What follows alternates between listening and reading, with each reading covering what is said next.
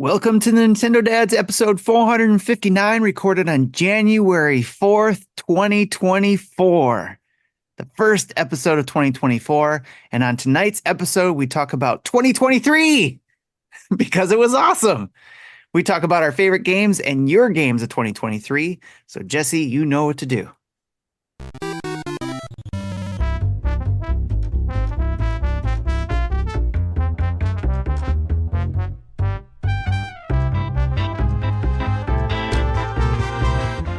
Hello, everybody. Welcome to the Nintendo Dads podcast. And no, it is not the voice of a ghost that you are hearing.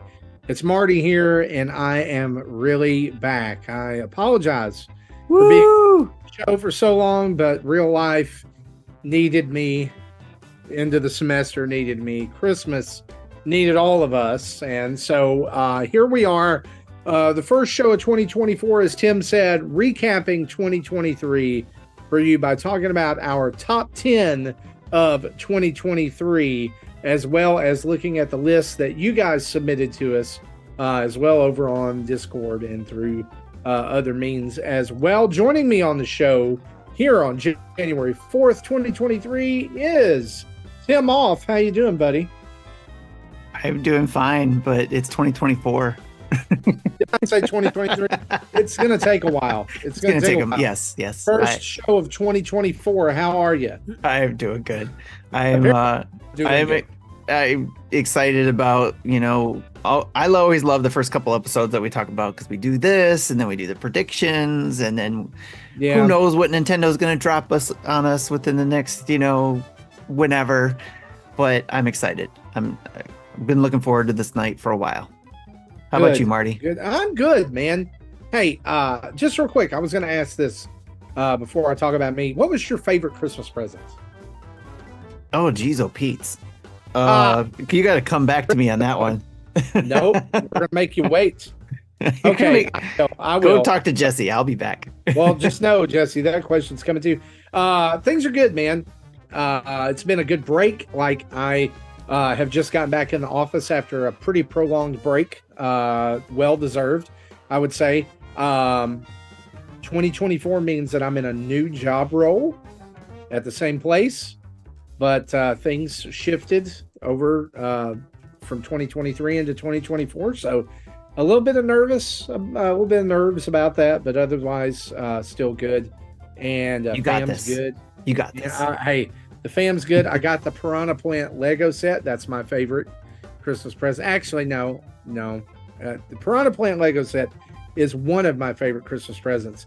The other that you're not going to off. Everyone else can hear it. I'll wait till Tim comes say, Tim is showing us the Indiana Jones Temple of Doom Lego set. I love it. Like Raiders really of the Lost Ark.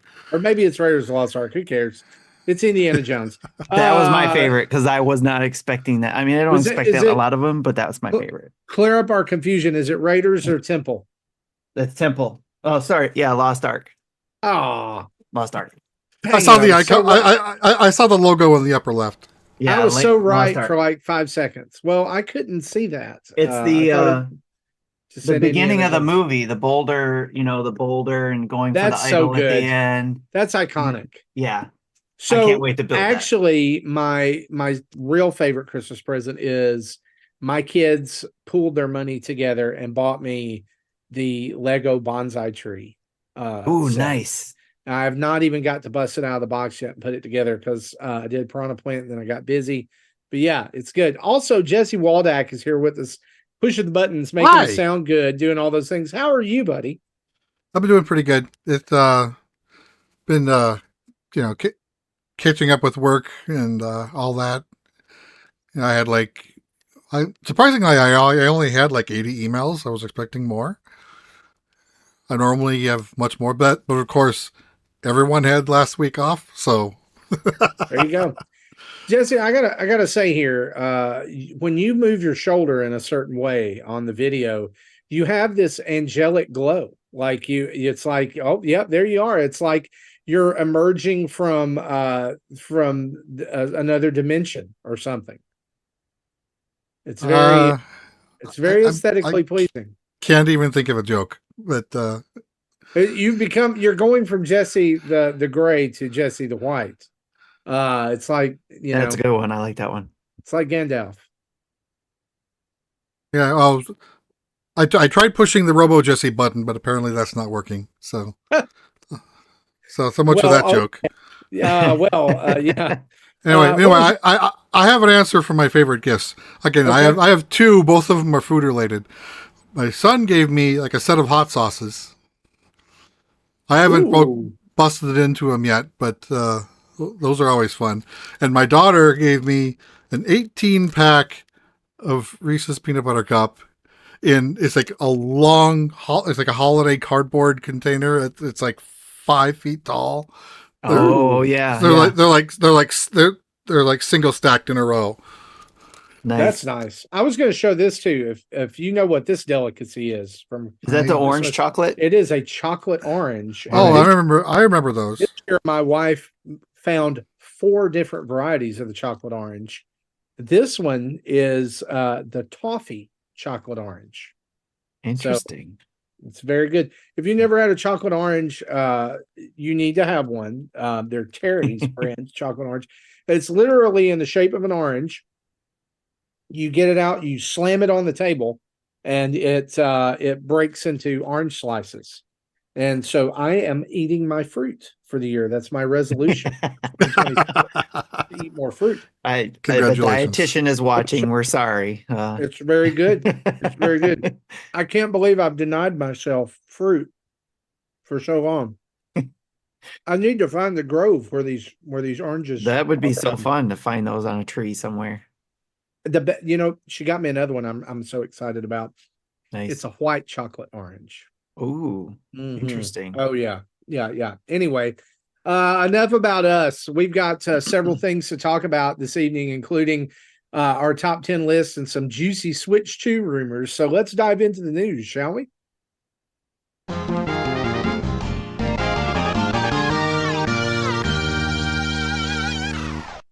And of course, our news is brought to us each and every week by Terry's Chocolate Orange. No, As you try talking with it, it's all full of chocolate. It's brought to all of us by you guys over at patreon.com/Nintendo Dads, where for as little as $1 a month, you can keep this crap train running. You can join in for $1, $5, $10, $30. Each one of those different tiers gets you a little something different. All of them get you access to the Discord, which is a party in a box. You should definitely be over there in the Discord. $5 gets you the full slate of sub channels. $10 a month gets you pre and post show audio, plus all that other stuff. And for $30 a month, you can be a Patreon producer and you can come on the show and we will actually give you a live mic to talk about anything you want. And we try to catch up with our Patreon producers at least, once or twice a year. And so we're thankful for you guys. We're thankful for everybody that keeps the lights on over at patreon.com/Nintendo Dads. So go over there and, make your dreams come true. Just do it. Jacqueline's ready to come on again. Have you noticed that? She's ready. Yes. She's ready to let's talk do about it. all her exciting stuff going on too. So Let's do it. And we've got new people who've joined in the last few weeks. John Wall from Midlife Side Quest has joined Took them us. long enough. Yeah, I know, over there on the Discord. Also, another one of my favorites, Lieutenant Dan Ice Cream, has joined us over on Discord. And Barnezer 79. If I said that Bless wrong, you. if I said that wrong, forward your complaints to Justin Masson at nintendodads.org. That's our HR guy. He's our HR guy, and they'll all get deleted because he doesn't listen to complaining or whining. At least that's what he Nor tells does I think he checked that email. No, he doesn't. He doesn't. No, I don't think that's even the right email. But Yeah.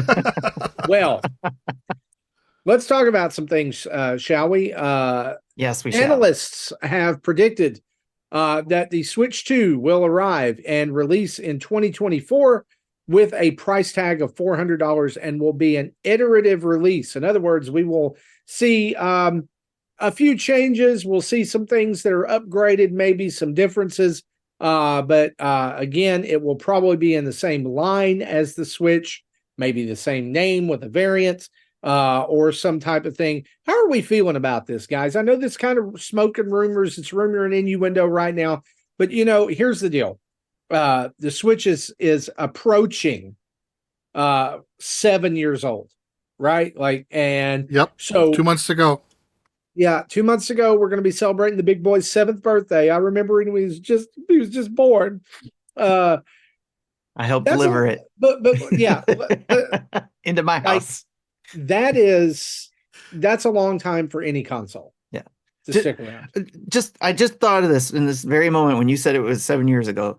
That night, I went and picked it up, brought it home, and recorded a video to share with the Nintendo Dads community, and I wasn't even on the Nintendo Dads show yet. See, that's how much have changed. If you'll go buy Nintendo's new system, inside there will be a golden ticket. You get to join the Nintendo Dads. New co-host of the Nintendo Dads podcast. And we work with Nintendo to not do that at all. But yeah, so think about that. March 13th, it'll be, or is it March 3rd? March 3rd. March 3rd, yep. March 3rd. So a little under 2 months away, Nintendo Switch will be 7. And so we've been hearing Switch 2 rumors, Super Switch, Switch Pro, whatever, for years. But it really, the amount of people talking about this seems a little suspicious, right? Like a little, where there's smoke, there's fire. So the whole smoke thing, yeah. This is not like, some random website over here is talking about this. There's lots of people that are picking up. A lot of people talking about it, and then the analysts are starting to talk. Like this is saying the analysts are predicting, what this is. On the other hand, I think this is a lot of a nothing burger, because I've been saying this for a year. Mm-hmm. Almost word for word. I wasn't expecting anything major, any big new gimmick. I still expected a hybrid model. I still, with improvements. I still think there's a Switch name, and I expected a $400 price. There's still going to be a gimmick to it. Will be a gimmick to it. My question was more like, are you okay with it if there's not some new wacky Nintendo-ness to it? If it's just, hey guys, it's a better Switch. It's a way better Switch. Yeah, I'm fine with it. The Switch, I think, is a perfect system. Again, I swear I said it back on the VG Tribune podcasts, but I described what I thought was when Nintendo merged their software divisions into one. I suspected that they were going to have some sort of hybrid model. And what I described was almost exactly what the Switch was. So yeah, I kind of don't want them to deviate much from it. The type of deviations, and I think I've mentioned this before as well. I wouldn't mind a docked only model if I can transfer things easily between the handheld and the docked only. That's fine. But the primary system will be the hybrid, because the majority of the home market is mobile. Their primary system will be hybrid, because they've absolutely knocked it out of the park with the Switch. Yeah, they've redefined the industry. We can see already that there's all these companies who are coming out with their own hybrid device. It's the ROG, the Steam Deck. Yeah, there's 2 or 3 other ones out there now. And to me, it only makes sense to come out with an iterative version of the Switch, a Switch 2 or Super Switch or whatever you want to call it.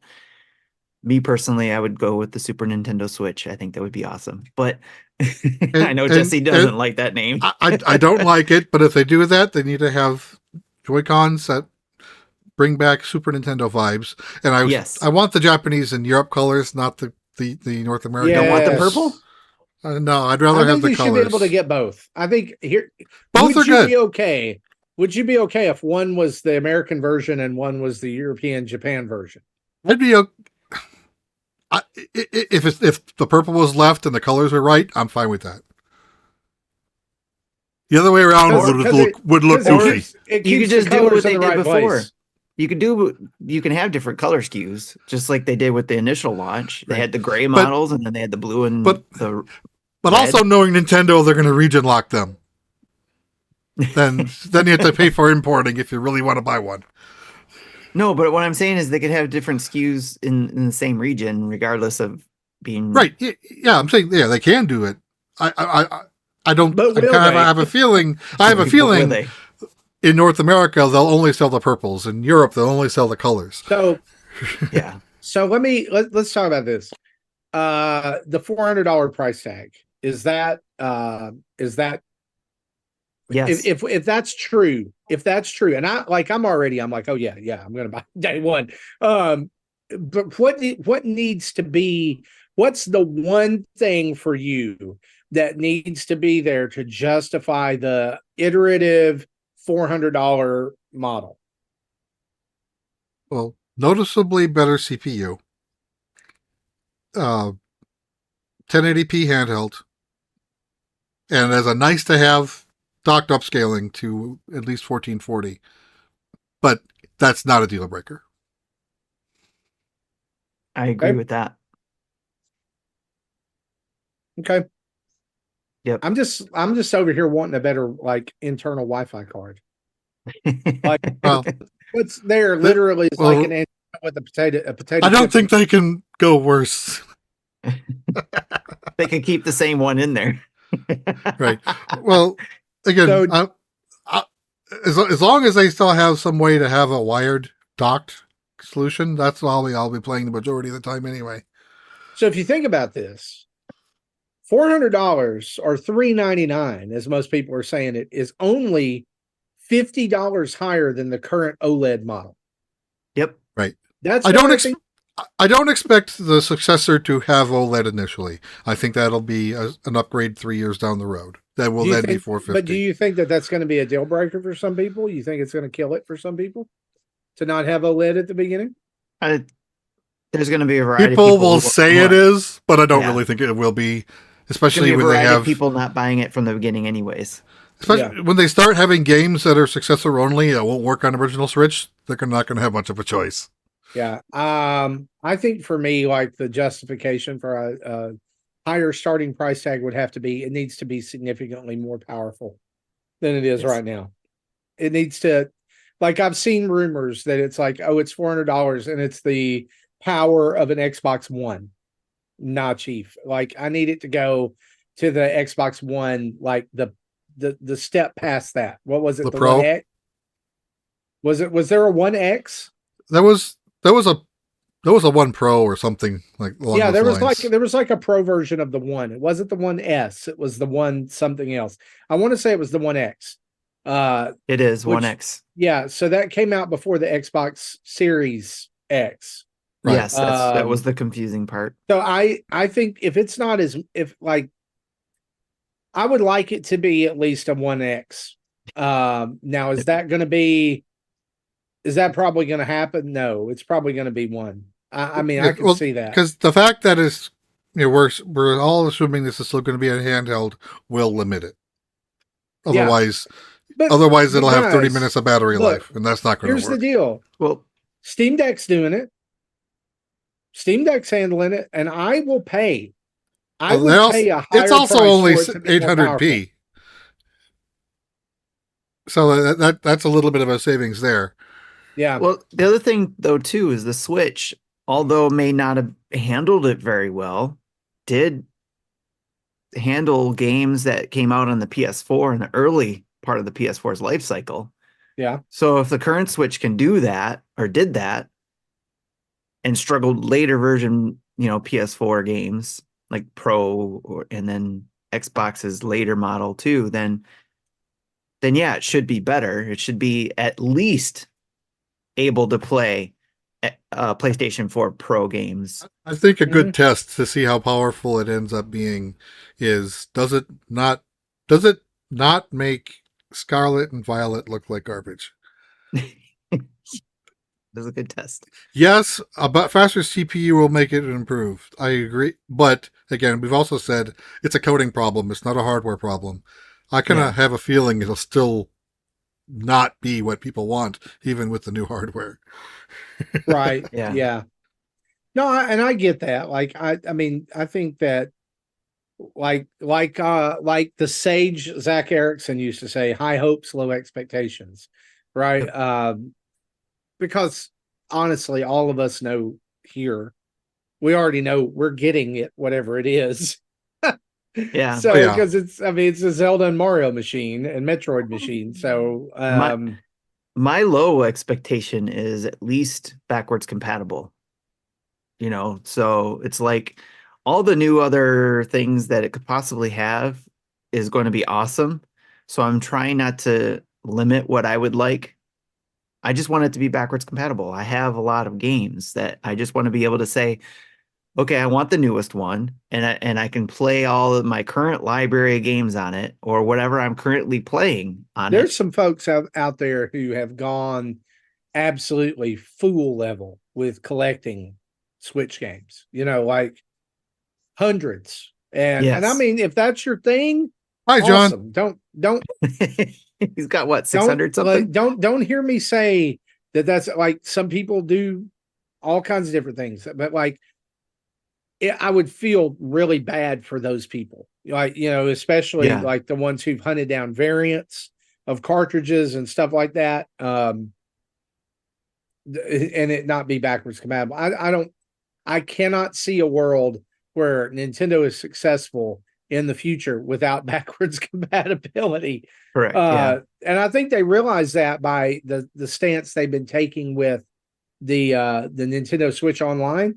Yes. Where it was like, hey, your account is going to continue on future systems. Well, what's part of that Nintendo Switch Online account? Cloud saves. Mm-hmm. And your purchase history. History.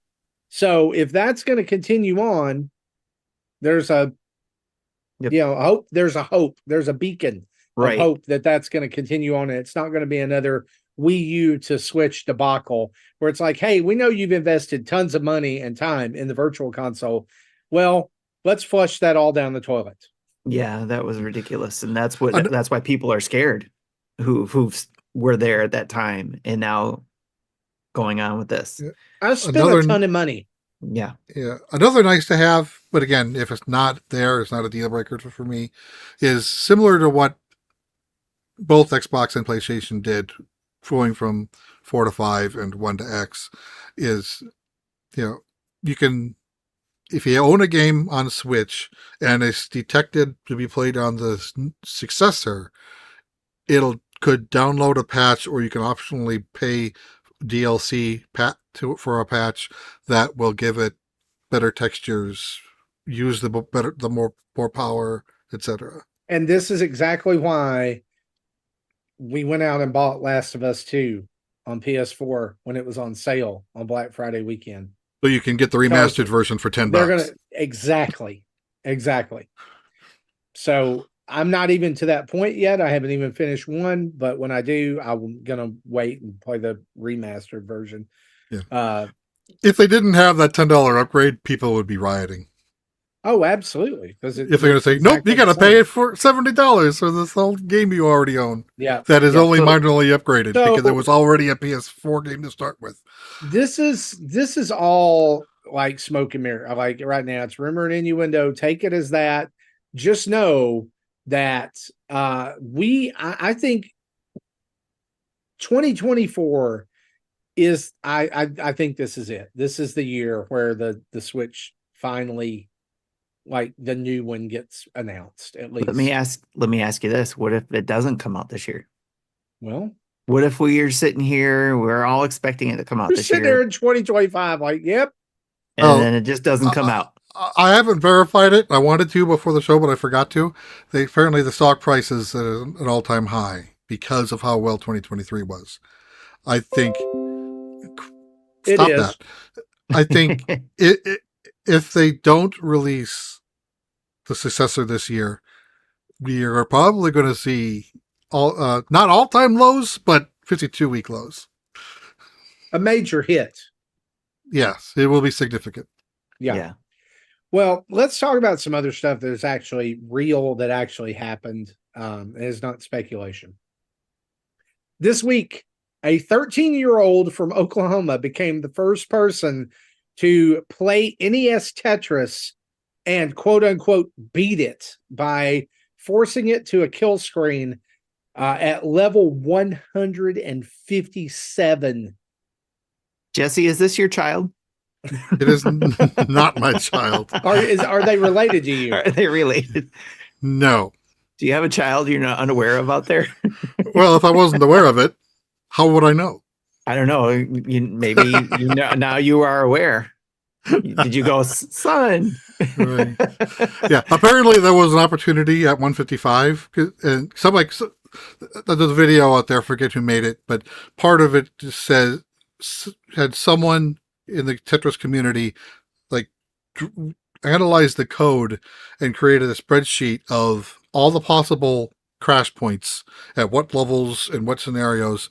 Like the earliest possible crash point is if you're at 154 and get the single to get the level 155 up, it'll crash then.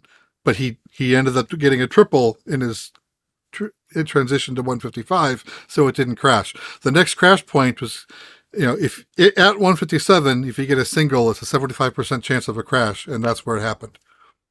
Have you watched the video of this kid doing this? Yes. It's amazing. And like, I don't see how anybody plays Tetris on that level of speed and keeps going. Well, before rolling was figured out, a technique where you almost hold the controller upside down and you're going with your fingers on the back to get fast left and right movements. Before that was found, like they considered level 29 the kill screen because no human can do that in a normal grip of a controller at 29, and now we're at 157. Maybe this is Super Nintendo's kid, because you remember Vinny? Yeah. In our community, he loves Tetris. Maybe that's his kid. I don't know, but hats off to that kid. We need to get him on the show and interview him. That would be cool. I want to do this. If you're out there and you have a connection to what we're going to call Tetris Kid. If you can get Tetris Kid on the show, email us and we'll talk about that. Yep. I would just love, even if it's just 5 minutes, just talk about like we'd have to do an early recording because it's probably his bedtime when we record. I don't know. I stayed up way past 9 o'clock when I was 13, but anyway, yeah, it's like, hey, we're some old dudes that want to talk to you on a podcast. Yeah. Anyway, we're impressed. I just think it's really cool. It's super impressive. Yeah. Also, Ubisoft shared this week an infographic showing frame rates and resolutions for Prince of Persia: The Lost Crown, which is out on Switch on the 18th. And actually, a demo is coming on the 11th on the Switch, so you'll be able to try that. And also, if you buy the $49.99 version, you play on the 18th. If you pay $10 more and get the $59.99 version, you can play it 3 days early on the 15th. Woo, 3 days. Yeah. Hey, or you can wait a week and it'll be $25 in a bargain bin at a GameStop somewhere. Because it's a Ubisoft game. If you can still find GameStops. Well, and it's not going to be at Best Buy because they removed another burn. I think Best Buy still sells games. They just don't sell movies anymore. It's awful. Man, you guys are full of it. Anyway, here's the deal. Nintendo Switch claims, Ubisoft claims that it will be 60 frames per second in all modes, 720p on handheld and 1080p docked. No surprise there. I think it's important to remember these are targets. As one article that I read about this said, they're targets that they're shooting for. They can reach it, but it may not hold at that. But that being said, this looks like a lot of fun. And I can't wait for it. I've been excited for this ever since we saw it or learned about it. And I all good for them for doing, holding those targets, if you will, or if it actually stays at that amount. But you can tell when somebody who develops for the system specifically, that you can get this type of stuff Yeah. out of a Switch. Yeah, I agree with that. Yeah. But And yeah, the infographic also had information about PlayStation and Xbox, and I didn't note Who them, cares? but yeah, they're yeah, like like the PS5 and in Series X, they're targeting 4K 120. yeah, it's like, can it play it in 60 frames per second? Yeah, it can on all those systems. That's enough. You're right. Yeah. Also, I wanted to mention a couple little quick news bites here. If you haven't already seen it, Pokemon Concierge is now available on Netflix. And I have not yet guys seen it. I was hoping that you had seen it so you could talk about it a little bit, but I haven't gotten a chance. Yeah. Justin actually asked me if I wanted to watch it and like record my reaction. I'm like, that's going to be a boring video. I don't react much to TV, so. Okay. He goes, Just be okay, a that's video fair. of Jesse sitting there going, Yep, that's pretty much it. Pokemon. Mhm. Yep. Mikey That was Dreamer highly fun. recommends it. Yeah, he told me it was pretty good. So I'm excited to check that out. Also, this was good. I completely forgot this was a thing. Back in 2019, the Minecraft movie was supposed to come out. I remember telling my son about this when in like 2017, like, hey son, in 2 years there's going to be a Minecraft movie. Well, then it didn't happen, and then there was a pandemic. Well, now guess what? There's a Minecraft movie, and apparently it's going to be live action.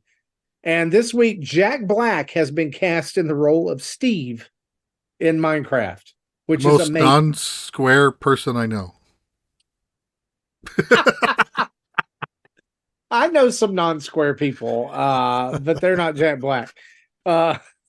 This is like, I know that this is a weird casting, but there is absolutely, listen to me. There is no way that you can crap on the genius of Jack Black. That man is going to give 1000% to this role, and it is going to be amazing. Hello, kitty.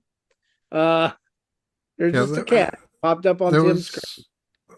I'm trying to find out who the video. You remember when people said, "Oh, Jack Black's going to be Bowser," you know, and then he did it. He was the best part of the movie. Oh, absolutely, He's going to knock this out of the park. Okay. I can't wait for this. Okay, the channel is called Video Game Story Time. They have a video called "Why Jack Black Got Cast in the Minecraft Movie," and it's a 6-minute video, but they actually go to the history of like who his mother was before he was born, and his first acting gig, which I knew about. It was for an Atari 2600 game commercial. I was going to say, is it just a 6-minute video of him singing Minecraft? No, but it's a good video if you want to check it out. And Nintendo says, I thought Chris Pratt would have voiced Steve. This, you know what the best part about this is now that I've said this, it just hit me. There is going to be a song about Minecraft in this movie that Jack Black sings. It's going to be about some kind of block or something that's going to happen. There can't not be a song. Oh, it's going to be epic. I'm all of Twitter thinking about it. Atari 2600 Plus beta was updated to 1.1 this week. Jesse, tell us what that does. Okay.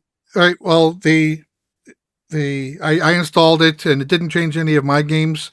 Pitfall 2 still doesn't load. People in the Atari Age forums thinks that it will never work. So I'm like, I hope they're wrong, because that's my favorite game. It does fix a lot of 7800 homebrew problems that the base firmware wouldn't play right. Though there is a problem with the patch with PAL region 7800 games, and they recommend if you play a lot of PAL games to not upgrade until they get that fixed. But other than that, it seems to be a good update to install if you have a large collection and want to play your games on it. Okay. Good deal. Let's round this out with some game releases. Actually, just throwing updated this out in real time, apparently, because it was empty 5 minutes ago. The month of January for 2024 is a little bit quiet here in the first couple of weeks. In fact, if you are a member of our Patreon or you head over to our Patreon page, you can actually see a weekly update that we release on Thursday every day or every week, or try to put it out every week on the day of the show.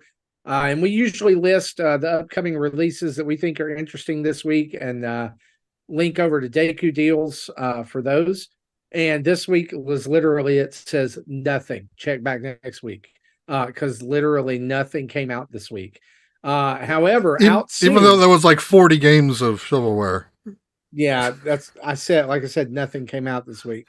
Out soon that you may be interested in. Prince of Persia, again, we just talked about, is out on the 18th or the 15th if you're willing to pay $10 more. Turnip Boy Robs a Bank is out on January 18th. That's the one I'm more interested in that one than Prince of Persia. Another Code Recollection is out on the 19th. The Last of Us Part 2 Remaster on the 19th, and Apollo Justice Ace Attorney Trilogy is out on Switch on the 25th. Again, I know I'm going to say this because somebody will call us on it. The Last of Us 2 is not coming out on Nintendo Switch Remastered. Oh, darn it. PlayStation 5. Anyway. But you said. Out later, just some stuff for you guys to remember over the next month and a half or so. Persona Reload 3 is out on February 2nd. Tomb Raider 1 through 3. Not on Switch though, but everything else. Yeah, it's not why is this on the list? Because Jesse likes it. Get it off here. Tomb Raider 1 through 3 remastered February 14th. Plate Up on the 15th. Mario and versus Donkey Kong on the 16th. The Star Wars Dark Forces remaster is out on February 28th. And then, because it's leap year and it's Mikey Dreamer's birthday, Final Fantasy VII Rebirth comes out on his birthday, February 29th. Why would you schedule a game for leap year? Anyway, I don't know.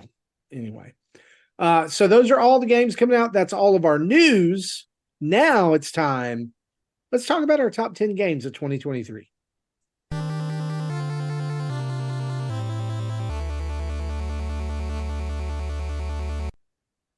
This is Nintendo Dad's tradition that on the first show of every year, we talk about our top 10 games of the previous year.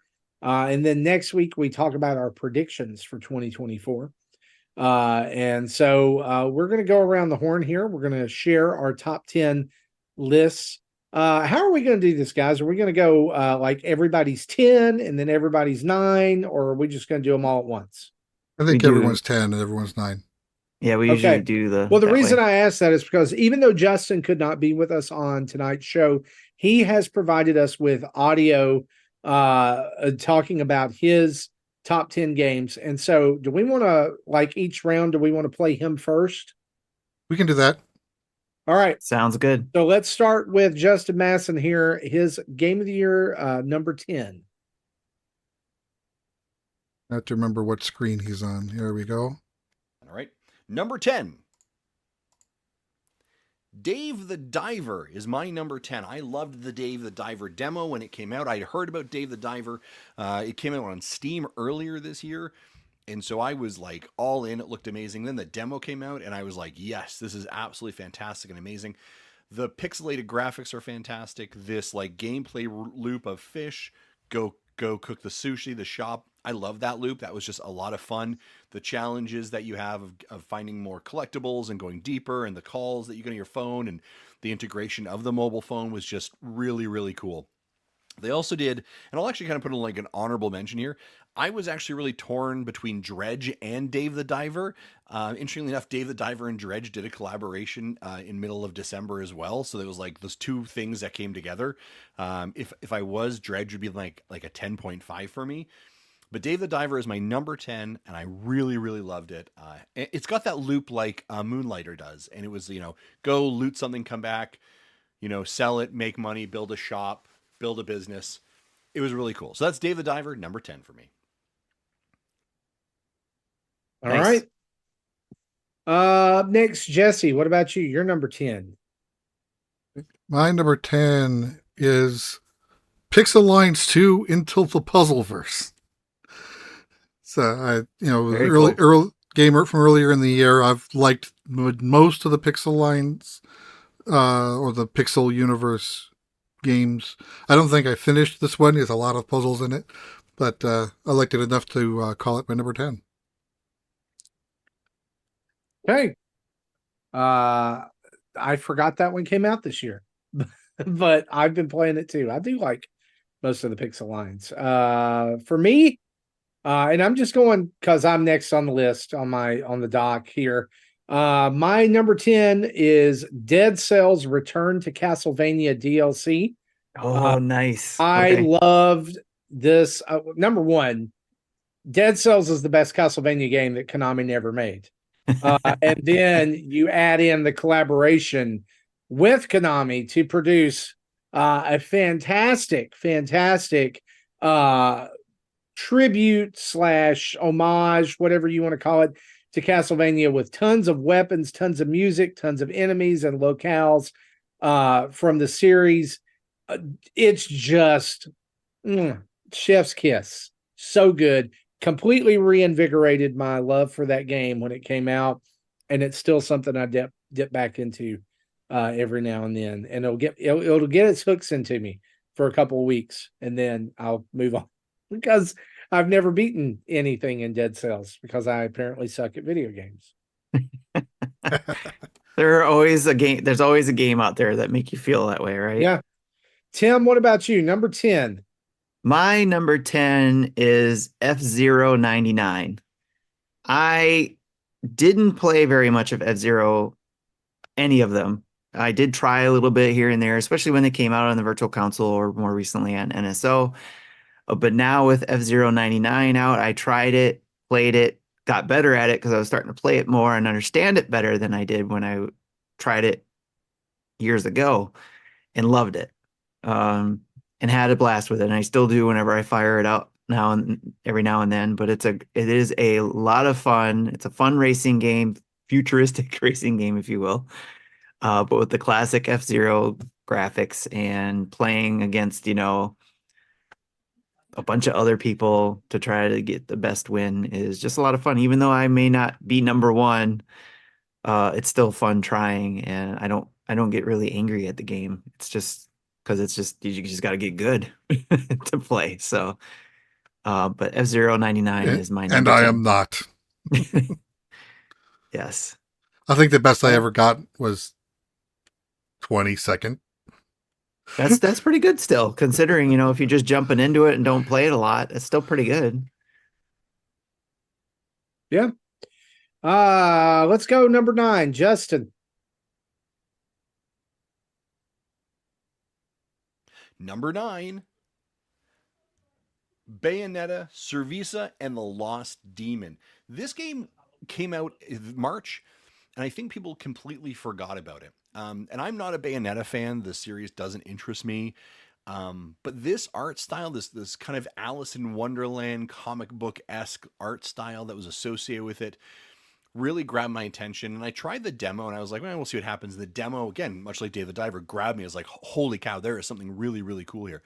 The voice acting is really cool, and the gameplay mechanics, the battling mechanics of kind of switching your elements in some ways just became a really neat addition. I love the fact that you can actually play as Chesser and Bayonetta in separate ways to solve problems, as kind of using dual sticks. Such a cool game that I think a lot of people slept on.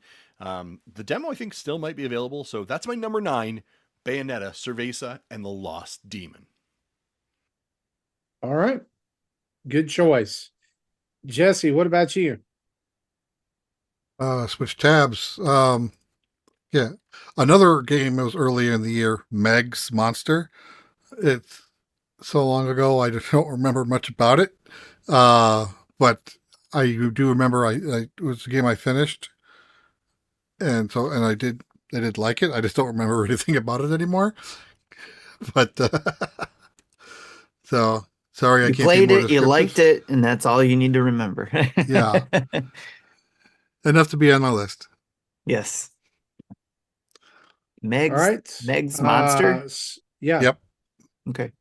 All right. So for me, number 9 is Vampire Survivors. And I know this game's been out a lot of different places before 2023, but this was the year it finally came to the Switch, which is its rightful home, including all of its expansions.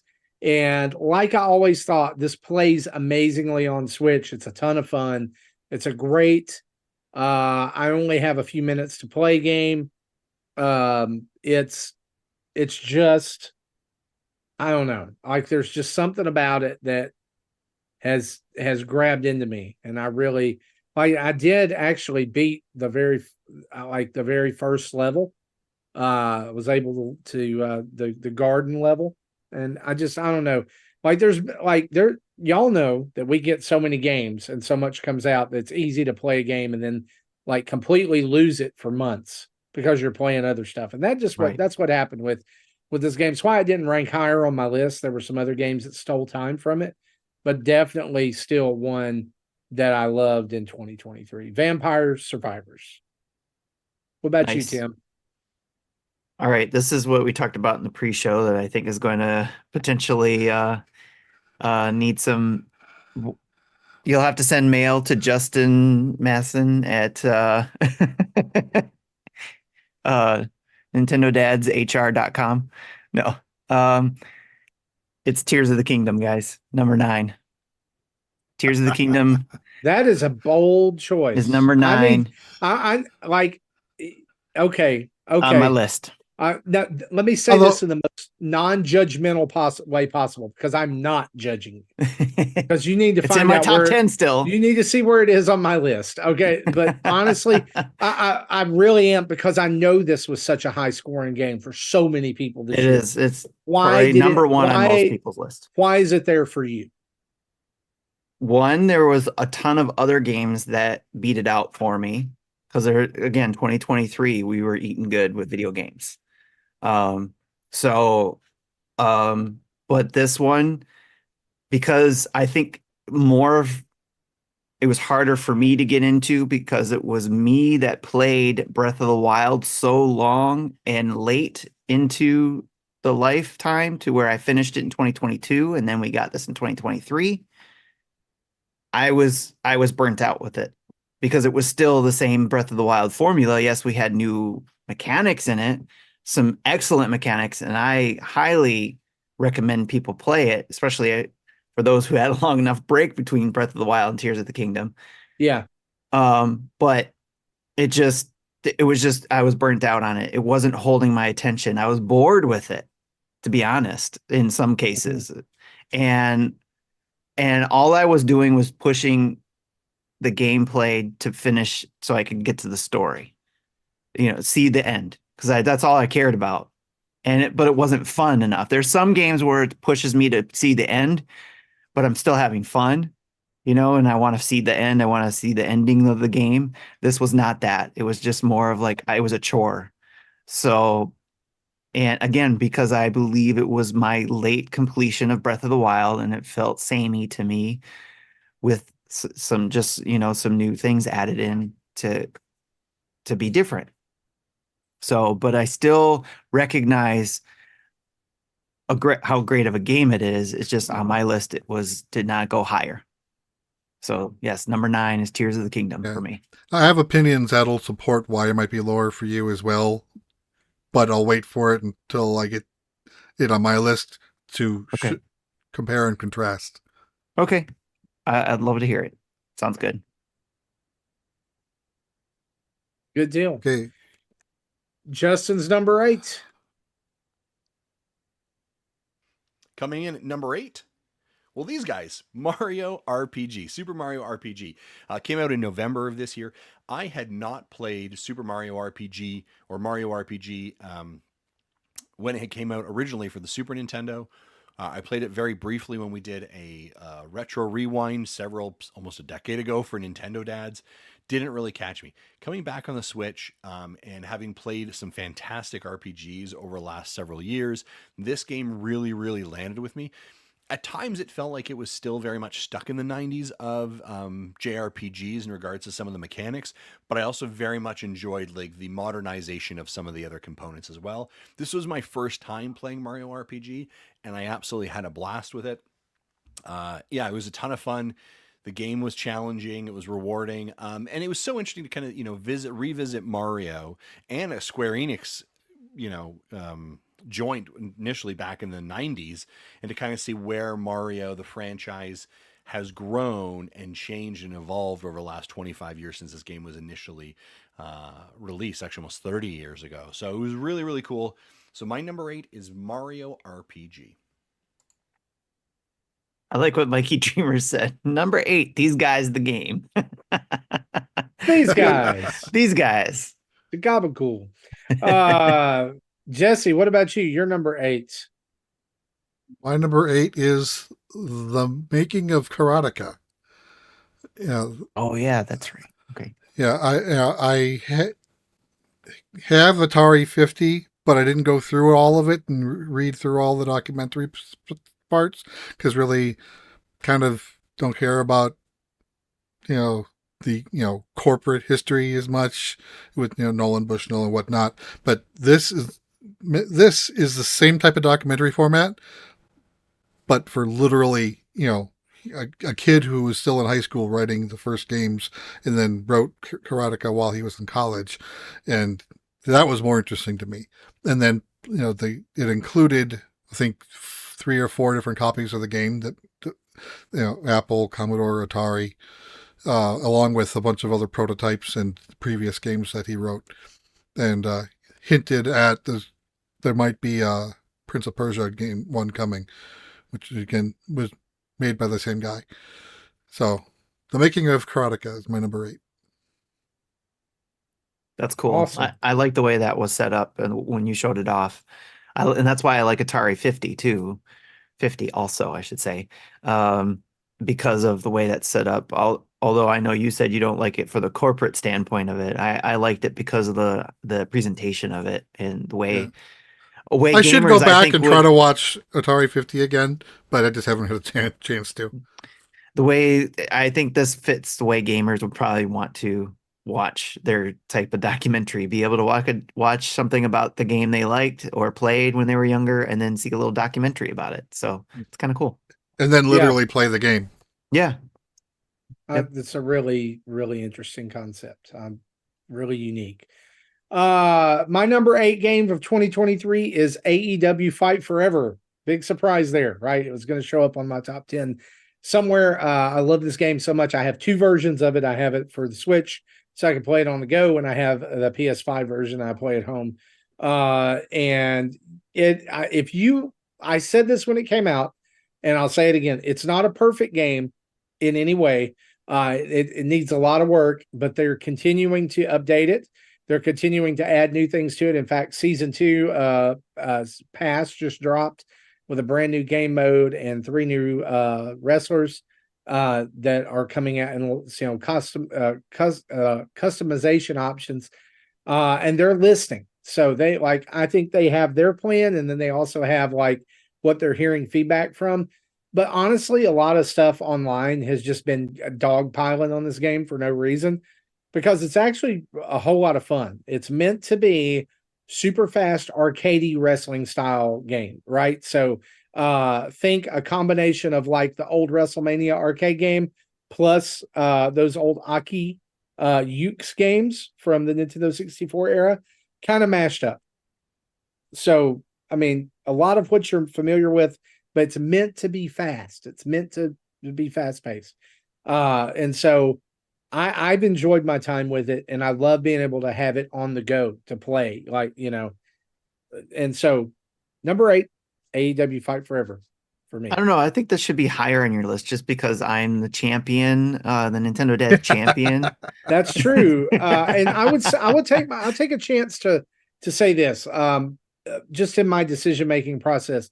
I think 2023 was such a unique year for video games because there were so many awesome games, right? Just so many, it was a year where we didn't just get one or a few great games and we're oh yeah, those are all game of the year material. It was literally tons of game of the year material, depending on what genre you enjoy or anything like that. So it was so much good stuff. Let me rephrase this: so much great stuff that the good stuff kind of got lost in comparison. And so a lot of these games, I want you to understand, like on our lists, I think that's probably for all of us, is that it's not that we're saying those other games were bad. It's just that these games were our favorite games of 2023. These are the games that we spent the most time with. These are the games that we enjoyed the most, that brought us the most enjoyment. And so that's why things fall a little weird on my Well list. said. I'll speak Well for said. me. And maybe on other people's lists as well. So yeah, did I want to just be like AEW Fight Forever #1? Boom. No, but there were other games that I Right. loved more than that. I But agree with that. saying I don't love this game. So No, it's in your top 10. yeah. So But that being said, what's your number 8, Tim?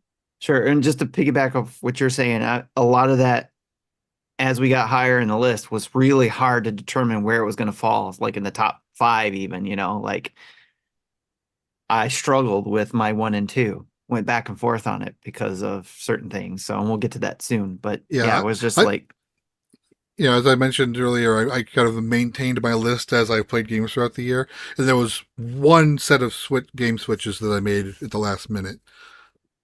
it was the my 7 same and here 8. for me. That's kind of the same for me. Because I had one in a certain spot for a long time throughout the year until the other game came along. So, all right.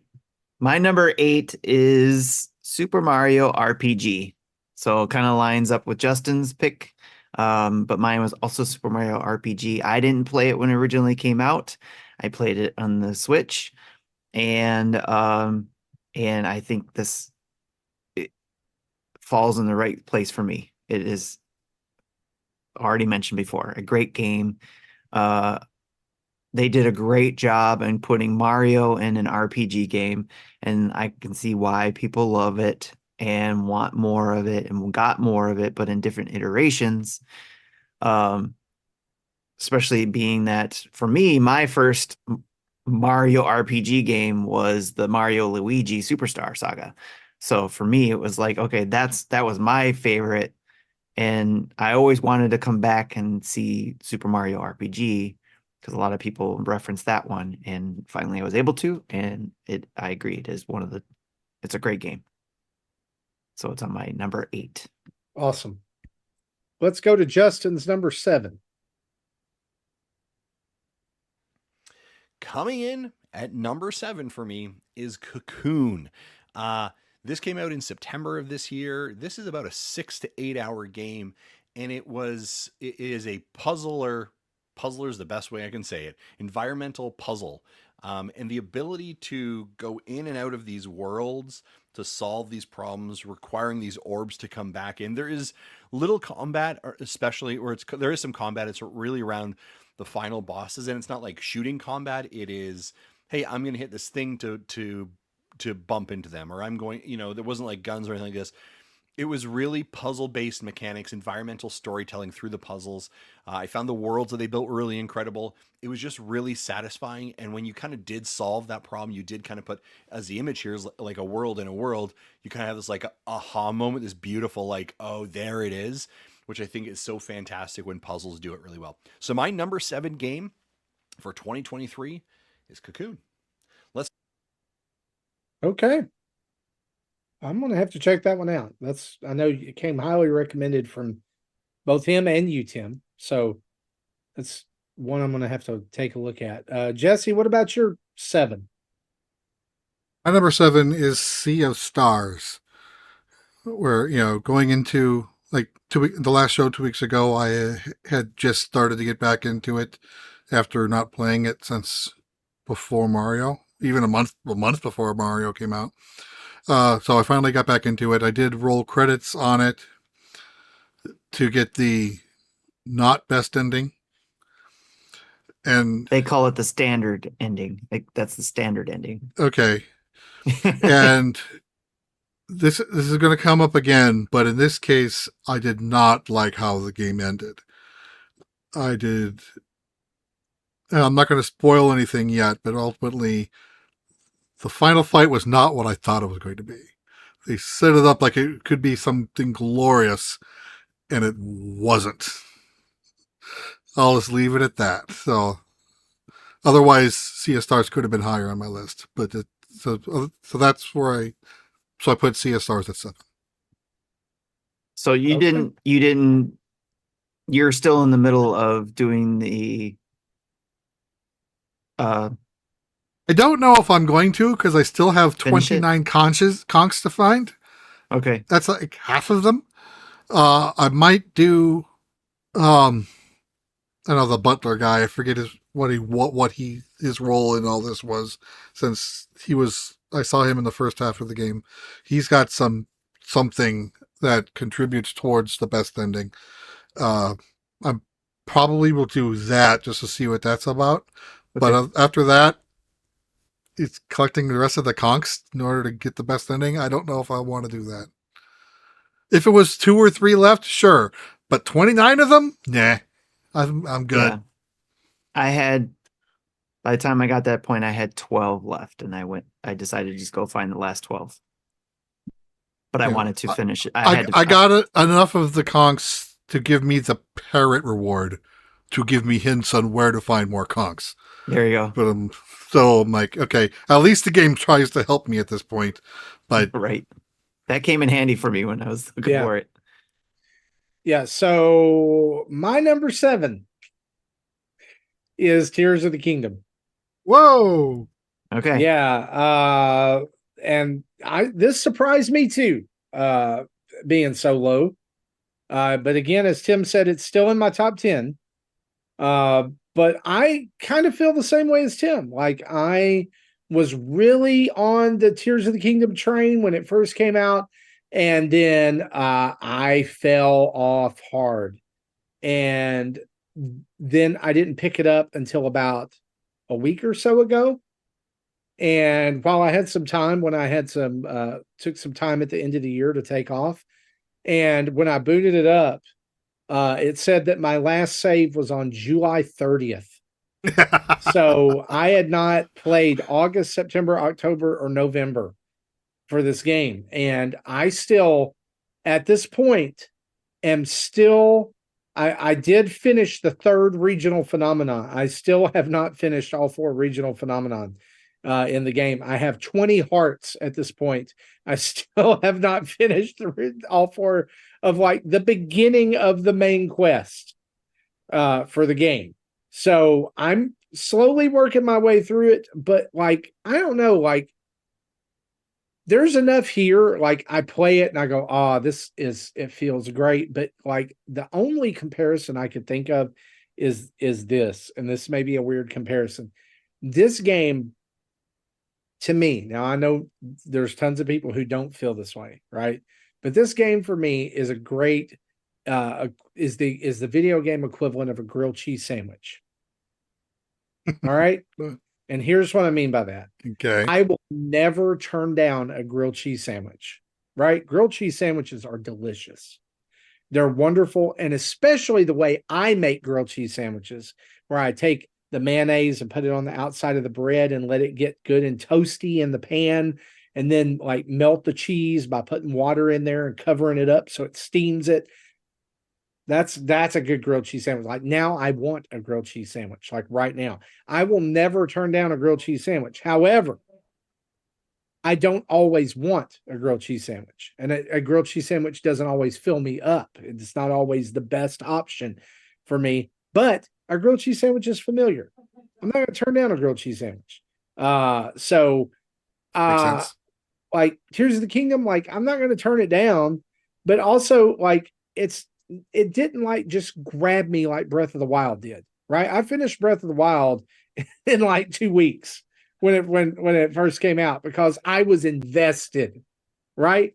But like Tears of the Kingdom came out, I did all the tiers, I did all the like I got all the towers done, and then I just kind of wandered around. I was like, I think part of what put me off to it so much is the developers doubling down on the breakable weapons. It was like, oh, they don't like breakable weapons? Fine, we'll just make all of the weapons brittle as crap. You'll always be in danger and always feel severely underpowered. And so I've gone on this madman's quest to like expand my life bar or hearts as much as possible. And what's baffling me, what's blowing my mind is I keep getting hearts and it never goes to the second line. Like I have 20 hearts. You want me to tell you where that second line starts? Sure. Heart 21. Of course it does. There are 40 hearts total you can get. Oh my gosh.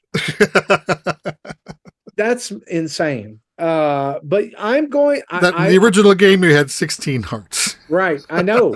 I am committed to persevering and finishing this. It's not going to be 5 years like Tim, but it may be around like release date for year one, like a year later. Like You got we may 4.5 months to go. We already may know about the second Switch. By that point, it may be like, oh crap, I've got to finish this because I'm not buying it on another system. So yeah, number 7, Tears of the Kingdom. Yeah, for me, there may be a point where I might, get back into the mood and want to play that game. But right now, I'm not taking any bets on me finishing that one. Tears of the Kingdom. So, but all right. So my number 7 may be a shocker for some people, but I'll explain why. It is Metroid Prime Remastered.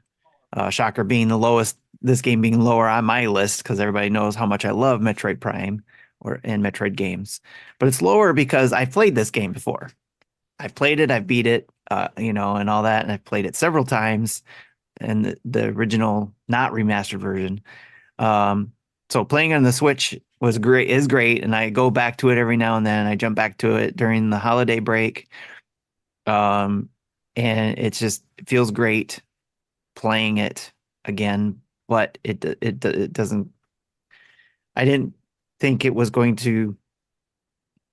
With all the other games that are on my list, it got pushed down as the year went on. So, but it's still in my top 10. Because it is a great remaster game.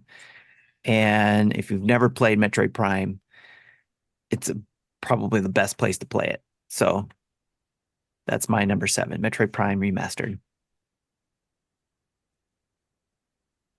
All right. Let's talk about number 6. For me, my number 6 game for 2023 is Pikmin 4. I popped, I think, about 35 hours into Pikmin 4 over the summer, and I absolutely adored it and loved it. This RTS, real-time strategy mode, not mode, but Pikmin 4 is just adorable. Let's just start with that. There were some fantastic challenges. It felt like the game, I said to Jesse, like there were several different ends to this game. So kind of like after the initial ending, there's sort of this additional more and more content in there. And even after that, there's even more if you want 100% it. This is just a great game, great puzzler. Love kind of the time mechanic of having to get things completed by a specific amount of time, that you're kind of against the clock. It's Pikmin, but like better, right? They kind of modernized it. They made it more effective. And of course, they've got multiplayer in there. They've got the Dorito. The battles. I can't remember what they're called now. Dandori. Battles. There was battles in there. It was cool. There's lots of different challenges in it. And of course the pup was introduced. It was at times incredibly, not incredibly easy. In times it was easy, in times it was incredibly difficult and challenging. So it could really scale to what you needed it to be. Pikmin 4 was just a fantastic game. I love playing it over the summer. It just felt perfect, and I really loved it. So that's why Pikmin 4 is my number 6. All right. Good deal, Jesse. What about you? Number 6. Okay, number 6 is Pikmin 1+2. It's I think it was just after Pikmin 4 or just before. They were around the same time. They re-released 1 and 2 on the Switch as a bundle. I think it's a cart as well now, but it wasn't originally. And it's just the first 2 games with widescreen support and some of the modern conveniences that 4 brought. So I don't think I finished 2, but I did finish 1. one's a pretty short game. But yeah, so they were like, I can, since they are sold as a bundle, I counted it as one game. So Pikmin 1+2 is my number 6. Nice. Good deal. My number 6 is Advance Wars 1+2 Reboot Camp. This was the game of 2024 that I was waiting for. And while it wasn't my number 1, it was definitely, it filled a void in my Switch collection because I wanted this from the very moment it was talked about, right? I love the Advance Wars series. I love the art style. I love the mechanics. I love just the whole concept of it. And I'm not very good at it, but I love this game. And I'm so glad that it got new life on Switch and hopefully created some new fans of the game so that maybe we'll get another one. So yeah, my number 6 is Advance Wars. Yeah, I didn't play enough of it to get it on my list, but I'm so happy that I have it on the Switch. Wasn't this So- originally announced for late 21 and then got delayed to 22 and then delayed again for a year?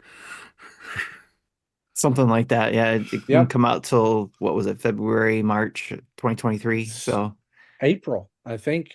oh, was it April? Okay, yeah, it was, well, yeah, early part of 2023. So, but when we did get it, it was great. And, you know, I did play and then something else came out, or I went back to, that's right, I went back to Fire Emblem. That's what it was. So, and that's what got me away from it, and I didn't go back to it. But I'm so happy that it's on there because Advance Wars, playing those games on the Game Boy Advance was so much fun. So I'm glad to have it on the Switch. So I love that you have it on your list, Marty.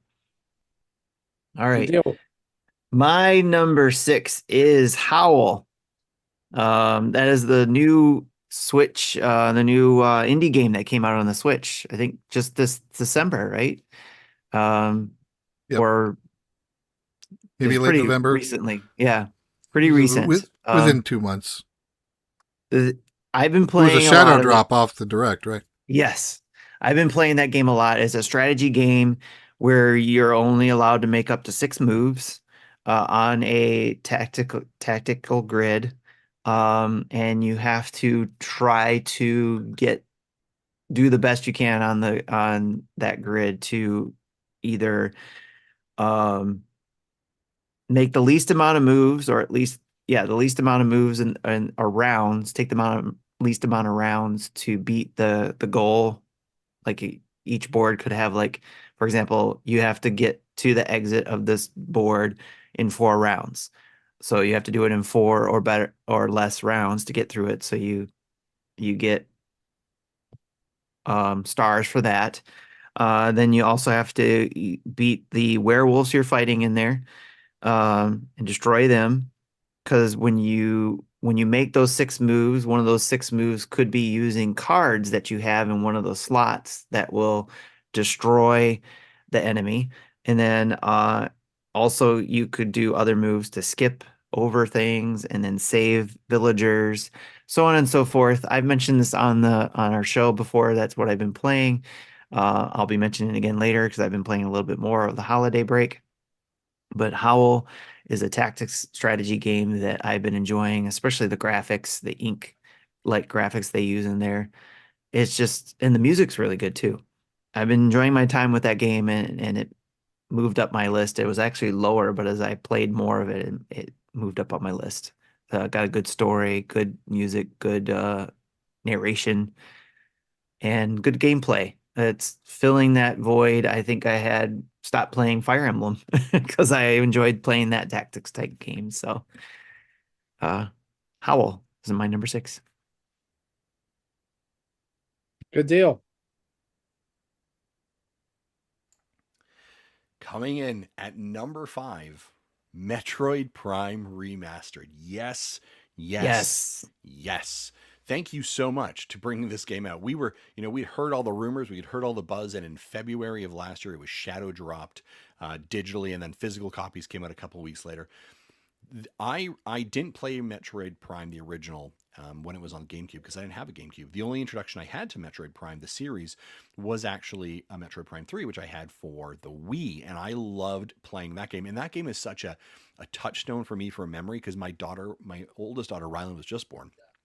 I was playing my Wii, and I would come downstairs after my wife and daughter had gone to sleep on like a Friday and Saturday night at like 11:30 and play Metroid Prime in the dark with like the lowest volumes on my TV so I didn't wake anybody up.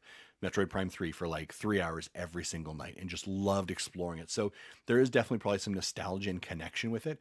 Coming back to this game, just the remaster, the work they had done, the graphics, it is the environmental storytelling that's associated with it. It is such a fantastic game. I have loved every moment of it. Following obviously off of Dread, and obviously in hype of Metroid Prime 4. And please tell me this year we're going to get Metroid 2 and 3 remastered as some kind of shadow drop also. I'm going to tell you, it was February. It was Nintendo Direct last year. Could it happen this year? I don't know, maybe, but it'd be pretty amazing. I digress nonetheless. Metroid Prime is my number 5 for 2023. Tim, I approve, Justin. What do you think? Huh? Pretty awesome? Yes. I would like that one. I All right, let's move. I knew you would approve of that. All right, Jesse, what about you, number 5? All right. Just like Pikmin 1 and 2, I counted it as one game because they're sold in the bundle.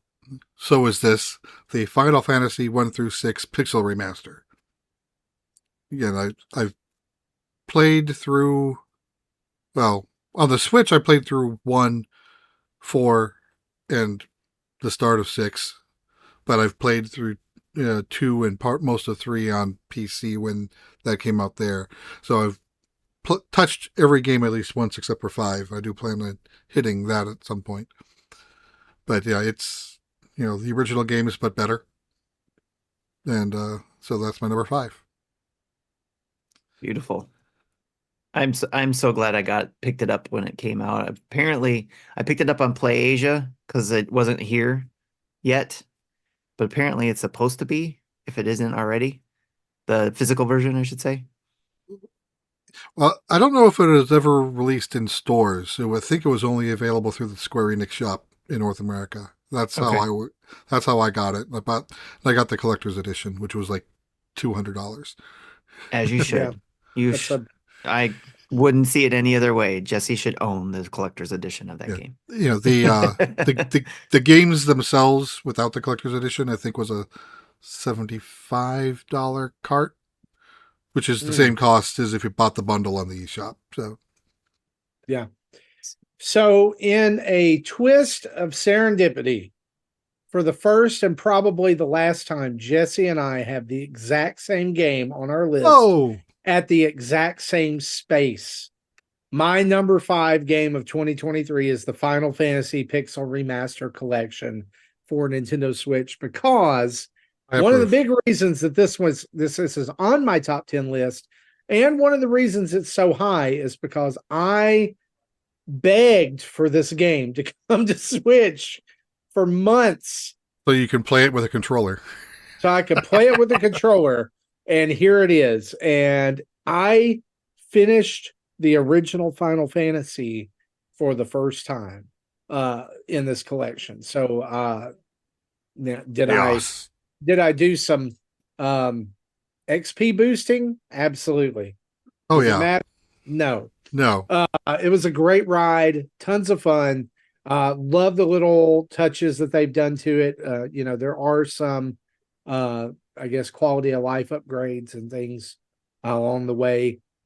And I think what I'm going to do is make my way through one of these a year. I'm going to try to do, I finished Final Fantasy and immediately started 2, and then other stuff like in an avalanche came out, so I wasn't able to get into it. But yeah, Final Fantasy Pixel Remaster is my number 5 game of the year. Yeah. That and the Switch version added the better font. Yes, even better. All right, my number 5 is going to be SteamWorld Build. This came out, we got a demo at the earlier part of the year, and I played it on Steam. It was a Steam demo, and absolutely fell in love with it there. Couldn't wait for it to come out. Thunderful Games finally brought it out later on this year, or in 2023, later on in 2023. So I was able to play it on the Switch, which fulfills my dream of possibly getting a Sim City, the Super NES Sim City on Nintendo, because it hits all the same type of feels I had with playing that all those years ago, where I spent hours playing, building, and destroying in some cases, and just trying to just build the best possible city as I could. And I did that with SteamWorld Build. I had a blast with it and highly recommend it, this city builder, because it's especially not just your typical city builder. It is along the same lines of Nintendo putting their spin on SimCity, but SteamWorld spin on a city builder here, and highly recommend it, to where you're building a city, but you're also mining for resources to help your city grow. And in the story mode, you get to your resources. You're trying to build a rocket so you can take off from this planet. So for reasons, you'll have to play and find out. But they also released a free DLC where you could play a holiday mode where it's snowing and there's like candy canes all over and penguins and snowmen and all that fun stuff. So it was a lot of fun to play Does with this that. game fit into the timeline of the other games in any meaningful way, or is it kind of its own little thing? I believe it's part of the same timeline. It plays on a lot of the same things especially in like Dig. A lot of those things. I didn't play the other ones, but I'm assuming they'll probably play along this with the same stories that you've learned in those games in Yeah, 'cause Heist or I Quest. don't remember which game was which. I remember one game showed a destructed moon, and then a future game showed an intact moon, but by the end of that game, it was destroyed. So I'm like, okay, that's why that happened. Yeah, there. If you play other SteamWorld games, there's going to be ties for sure. So what those are, I'm never good at remembering those things. I had to look up ties between Sea of Stars and The Messenger just so I could understand what those ties were, because I never remember that kind of stuff. So, Yeah, and but yeah, I never played the Messenger, so I presumed, I think I know what it is based on now that I've seen the ending of the game, but I haven't looked it up to verify. there's some good videos out there that show off the different parts I'll, that match up. I'll have to look So, them up. but yeah, SteamWorld Build is my number 5. Move on to number 4. Speaking of Metroid Prime, or Metroid Prime, Metroidvania games, Disney Illusion Island came out in July, and this is such a fantastic Metroidvania-esque game. It is multiplayer, which is fantastic. It's sometimes referred to as like babies first, and I hate it whenever we use the word babies first. But like first timer Metroidvania games, this was such a fantastic game. The voiceover, the voice acting is fantastic. It feels like you're playing a Saturday morning cartoon. The exploration is fun. The boss, it's Disney, so not shooting guns, but like the bosses are again like using environmental items to hit a boss 3 times. It scales really well. Like you can have extra hearts as accessibility. So the Illusion Island allows you to kind of really jump in wherever you need to from your own skill set and enjoy it. It was just a fantastic, fantastic game. I know they've actually done an update recently where they've added some more kind of tasks and skills available to it. I had an absolute great time playing it. When I wasn't playing Illusion Island, I was thinking about playing Illusion Island. And so if you haven't picked up Disney Illusion Island, I would highly, highly recommend it. But it is definitely my number 4 game of 2023. So we're heading into the top 3 now. What are my top 3? He's already jumping into it. Slow Yeah, down, Justin. yeah. Slow down. Jeez, let us talk about our stuff. Jesse, what's your number 4 game? My number 4 is Super Mario RPG. I did mention 2 weeks ago I did roll credits on it, so I did finish it. Uh, I looked up what I needed to do to fight Culex, which is something I never did on the original game, and was able to beat it. And I was wondering what I talked about it before, where the in the original game, the English dialogue was completely different than the Japanese dialogue with the Culex fight. I think the Switch version is more like the Japanese version. He mentioned, he's a 2D sprite, mentions you're a 3D object, and wondering if 3D makes you more powerful than 2D. He loses and he says, I will come back once I find the power of 3D. So then in the end game, you have to go through and fight all these bosses again that are a harder version of it. And that leads to a 3D Culex fight. I haven't gotten that far. I don't know if I will, but I did start around that arc to find out what happens. But kind of, I just don't remember where all the bosses were, and I didn't want to run around aimlessly.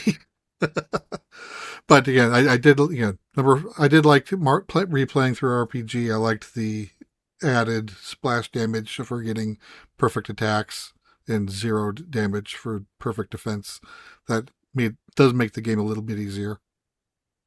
Which, it wasn't entirely difficult game to start with, but anything to make it easier makes it more accessible to more people. So I'm not going to argue about that. So my Mario RPG is my number 4. Nice. Good deal. My number 4 is Sea of Stars, the game that reignited my love for RPGs. This Nice. game was, I really, really struggled with this game ending up in this spot for me. But there's just 3 games that are better or that I loved more. I said early on, if you go back and listen to the show, when Sea of Stars came out, I said this is going to be in my top 5 for the year. And I thought for sure probably in the top 3, but then there's a game, my next game in top 3, or third game is why it's not in the top 3, as I remembered that it came out this year. But there's just I can't say enough good about Sea of Stars, from the writing to the animation to everything. It's just a masterpiece, and I want to see more. Like, I want the DLC. I'm ready to dive back into that world. I am like, I'm like Jesse. I think having to find those conch shells is pretty ridiculous, but I'm probably going to end up doing it because I want the whatever's next. I want the real ending. So probably this summer when I've got some extra downtime, I'll go back to it. Maybe DLC will be out by then too. But Sea of Stars is my number 4 game. Tim, what about you? So my number 4 is something that Justin talked about earlier, so I won't dive into it too much, but it's Cocoon. I agree with everything he said when he mentioned it at number 7 for him. Just love the puzzle elements, the diving in and out of the worlds, and utilizing those worlds to solve puzzles in another world. It's just Inception, essentially. So, but it was a great game. Love the ending. If you don't like games that you got to basically figure out what's going on in it yourself, then you may not like this game. Because it doesn't give you, there's nothing to read, there's nothing to listen to, there's no narration or anything like that. You're basically kind of putting things together in your own mind and how things are going on in this world and why this is going on and why it ends the way it ends. So, but I enjoy those type of games, and I enjoyed this one, and that's why Cocoon is number 4 on my list. Games for 2023. Well, let's jump into it. Ladies and gentlemen, coming in at number 3, Super Mario Wonder.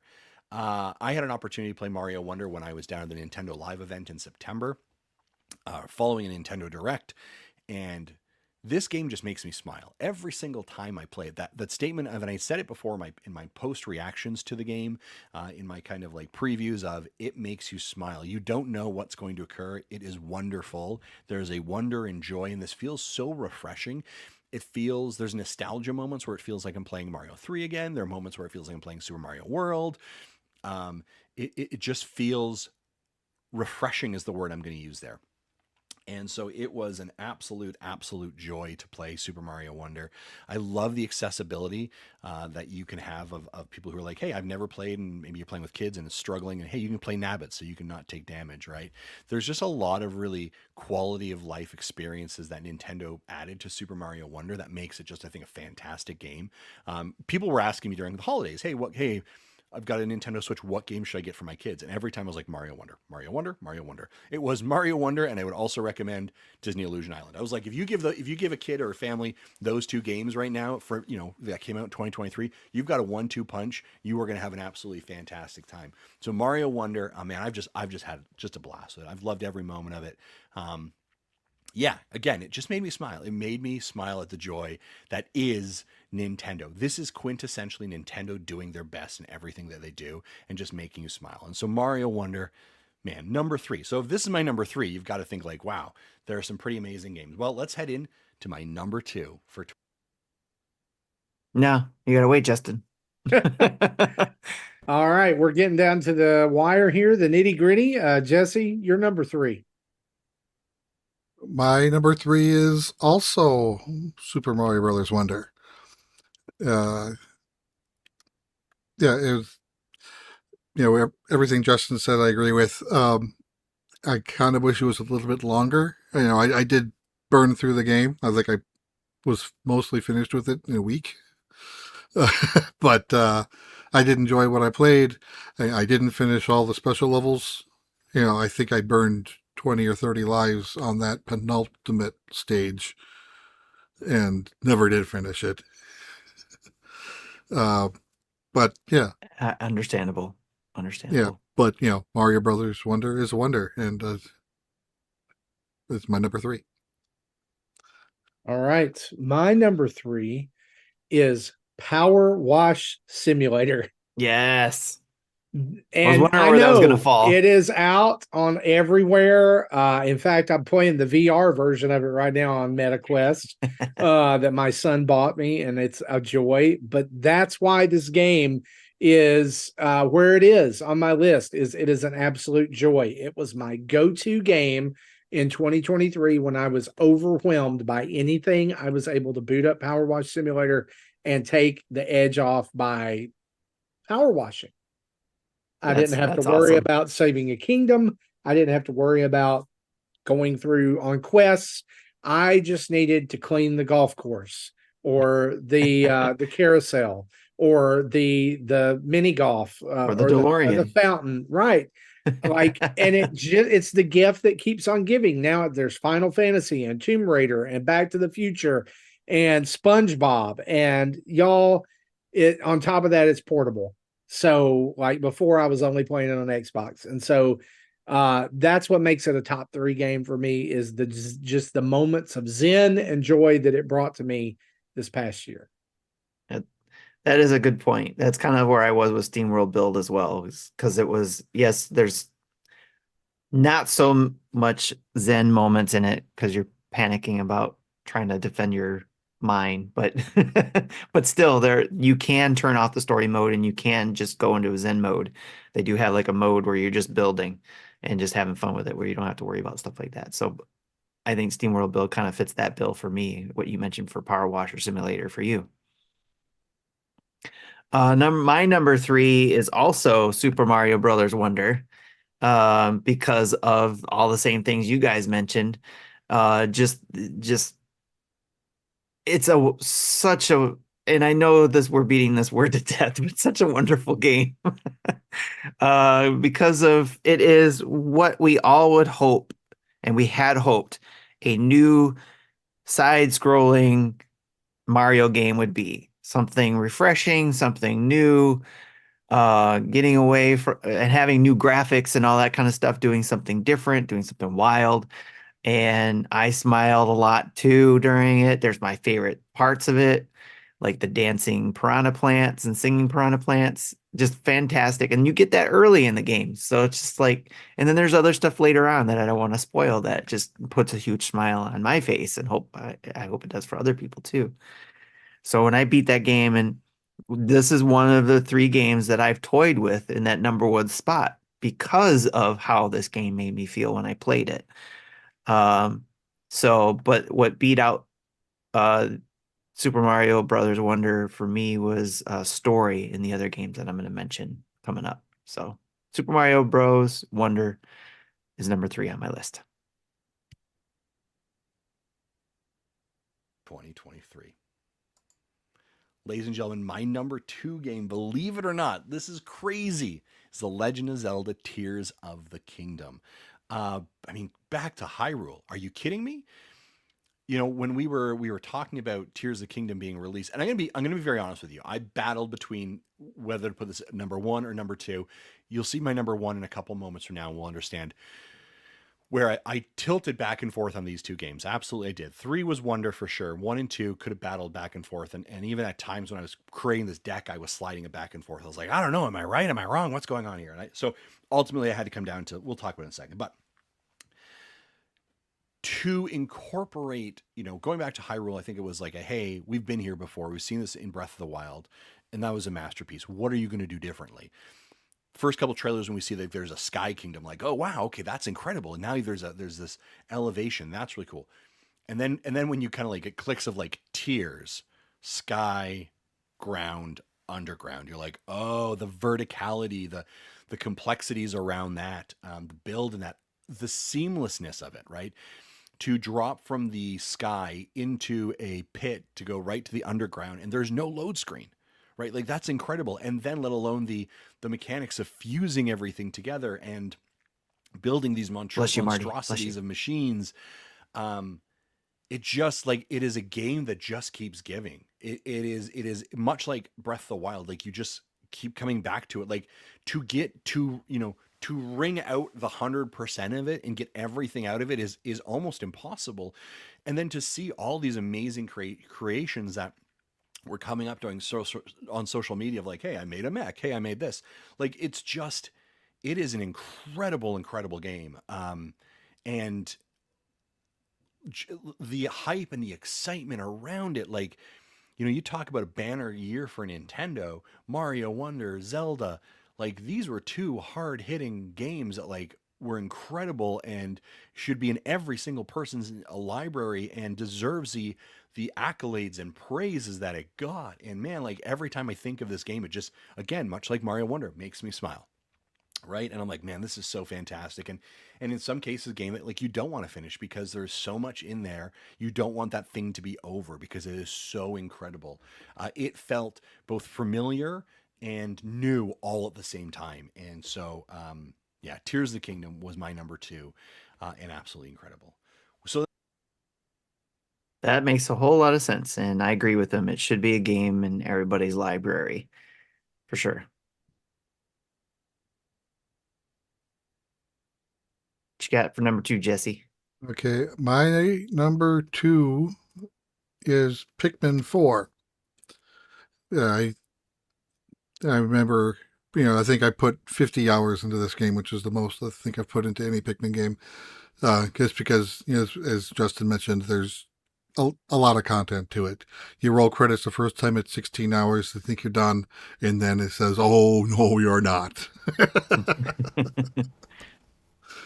So, yeah, and I didn't finish every Dandori challenge. I think there was 2 or 3 I couldn't do, but I did eventually unlock like all of the onions.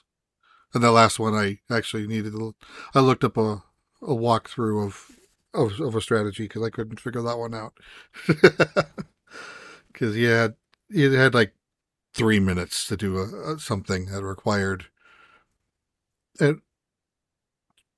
slow moving object to go through the map in 3 minutes. But yeah, so that was Pikmin 4 is my number 2. All right. My number 2 is Super Mario RPG. I loved this game. It took me back to my teenage years playing this game in my room late into the night. It was my birthday game, I think, when I was 16, or is either 15 or 16. And I still remember working to find all the secrets, beat it way back in the day uh, by the skin of my teeth. But playing it this time was like, it was like going home. It felt like nostalgia. And I love that they didn't change anything. I love that it was a faithful recreation of the game. That they didn't try to make anything really and all that different or whatever, that they really stayed faithful to the original game. You didn't want a Down to Super Mario RPG Rebirth? yeah, I didn't no, it was so good, and it was like it came out, and I was able at that time to sink, a few hours into it here and there during the week, and just wonderful. That's why it's number 2. Nice. All right, my number 2 is Fire Emblem Engage. For the longest time, for most of the year, especially after I finished it, this was my number 1 game that was probably going to be game of the year for me. But something else beat it, and we'll get to that in a minute. But Fire Emblem Engage is my favorite because of the story and because of the tactics in it. It was more focused on that rather than relationships, which was the reason why I liked it more. You could still fiddle with the relationship part, and that was enough for me to be satisfied with that part of the game. But the strategy parts, the elements and tactics part is what I enjoyed the most out of it. Plus the story and the things that happened towards the end that I enjoyed as part of that story is what got me to make it one of my top games of the year. So Fire Emblem Engage is number 2 on my list. That means, what is my number 1 game for 2023? As I said before, it was sort of a toss-up. It was a challenge as to regards to what I was going to select. But this game just kept sitting in my brain. Like every single time I had to go back to it. So ladies and gentlemen, Justin Masson's number 1 game for 2023 for the Nintendo Switch is Sea of Stars. A retro-inspired turn-based RPG, Sea of Stars. Now, full transparency, I backed this on Kickstarter. My name is in the credits; you can find it. Also, when the demo came out for Sea of Stars and I played it. It was instantly, when I was done, I was like, I want more. I want more. I want it right away. This was like my, I think, most anticipated or second most anticipated game of 2023. The other one being Tears of the Kingdom. So for those two to kind of be battling 1 and 2, I don't think we're really a shock. If I could have like a tied for first, it'd be Tears of the Kingdom and Sea of Stars, but that's not how we need to do it for this game of the year conversation. Sea of Stars was, came out in August, and I got access to it. Truth be told, I just finished it over the Christmas break. Now, the reason is because I was reviewing a bunch of other games in that time, but my statement was, okay, I'm finishing this game. I'm finishing Song of Nunu, but then I'm going to go back to Sea of Stars and get another 5 or 6 hours into it. Oh, okay, I've got Gumbrella. Okay, I'm going to finish Gumbrella, and then I'm going to go back to Sea of Stars. So my playthrough of it took longer, not because I didn't enjoy it, but because I had so much other content that was coming out that was getting in the way. But every time I was playing any other game, I was thinking about, oh, I got to get back to Sea of Stars. I got to get back to Sea of Stars. The storytelling, the emotion, there are some heavy hitting emotional moments in it that just hit you and are fantastic. And the art style is amazing. The gameplay is fantastic. The battle mechanic is amazing. You genuinely are caring about the characters. You kind of don't really want it to end. Obviously inspired heavily by RPGs of the past, Chrono Cross or Chrono Trigger, of course, being, I can never remember, Chrono Trigger being a big one. I never played Chrono Trigger, but the inspiration is there. I've seen enough Chrono Trigger. This is such an homage to it. Like it was interesting because I was playing Sea of Stars and then I was also playing Mario RPG. And I was like, why is Mario RPG feel so dated and so old and so archaic comparatively to Sea of Stars? Right now, obviously there's some mechanics they didn't take, but it was just something you just kept coming back to, and it just sat in my brain. Like it just sat there and just burrowed. And I was just thinking about it kind of constantly. And so it was just such a really fantastic experience. I'm excited for the DLC that's going to come. It's just special. And if you haven't played Sea of Stars, you need to play Sea of Stars, because I think this is one of the most important games of 2023. The fact it's on Nintendo Switch, the fact it feels so at home on the Nintendo Switch, the fact that it's definitely inspired by Super Nintendo games of that era. This needs to be on your docket. You need to play it. It is absolutely incredible. That's it. Folks, that is it for me. That is my 2023 Nintendo Switch games of the year. Thank you. I like how we just cut him off. Yep. Thank you. He's done. All right, Jesse, your number one game. What is it? My number one game is Tears of the Kingdom. And Yay. you're going, yeah, and the part I like the least about the game is the main story. And I think I could say the same thing about, the Breath of the Wild as well. But I just loved everything else. And that's what's kept me going, finding the shrines, unlocking the areas in the depths. And it's just, the temples I thought were the worst part of the game. And, going up into the end game, I thought to myself, this is not a number one game. It's up there. It's probably top 5, but unless the end game blows me away, it won't be number 1. And it blew me away. Unlike Sea of Stars, did not blow me away. So that's why I have it as my number 1. Nice. Good deal. My number one game, if you haven't already guessed it, it's Super Mario Brothers Wonder. Y'all, really, Woo! There is no way that this game could come out and not be my number one game. This blew me away from the moment they announced it to the first time I played it as demo station and Target, to sitting down and playing it with my family.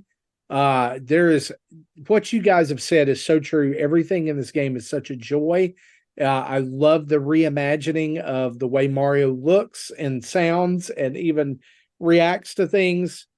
How could you hate this game? Like a few weeks ago on social media, I saw somebody like sharing the title graphic. It's like, say something bad about this game. And my response was, why? Why do we have to say bad things about fantastic games? Like, if they're like, maybe there's some things you didn't like, but really, I don't like that. If you say there's something bad about this game, I just think you're cynical. Like, it's so much fun and it's such a joy. And it is my game of the year for 2023. Proudly, Super Mario Brothers Wonder. Nice. And I agree with Jesse's thing about Tears of the Kingdom having a really good ending. Yeah, which is why we're going back to what you said earlier. I think that could be one reason it didn't rank as high for the two of you, since you didn't get a chance to experience that ending. I experienced it, but differently. Well, yeah, you watched someone else experience it, which is not the Yes. same thing. It was a great ending, but yeah, it just wasn't there for me, unfortunately. So, but I'm glad it's number one on your list and lots of other people's. My number one is Sea of Stars. Like Justin mentioned, there's just something about the game. And I'll say this, since we're talking about Sea of Stars now, I wasn't going to mention it earlier because I didn't want to spoil anything. I'm not going to spoil anything now, but I really, really recommend you guys and anyone else who hasn't gone for the true ending, as they call it, to do it. Jesse, you pushed me to play further in Arceus and told me to play further, to go farther and collect the things I needed to. I am suggesting that you try to collect the conches or whatever you call them, and those shells. We got 2 weeks left before Prince of Persia, so what else do I have to play, right? All right. Yeah, I felt it was worth it getting the true ending, especially with everything that happened throughout the story of the game. it's well worth it and plays along with the classic games of the past, as Justin mentioned too. So I really think it's a good playthrough. And even if you don't decide to play, even the standard ending is a great ending, I think. To me, I thought it was a great ending. But Jesse, you didn't feel like it was, but I think you might be what you're looking for and what you thought was going to come in the standard ending is probably going to be in this true ending. So with that, Sea of Stars is my number one. All right. Okay.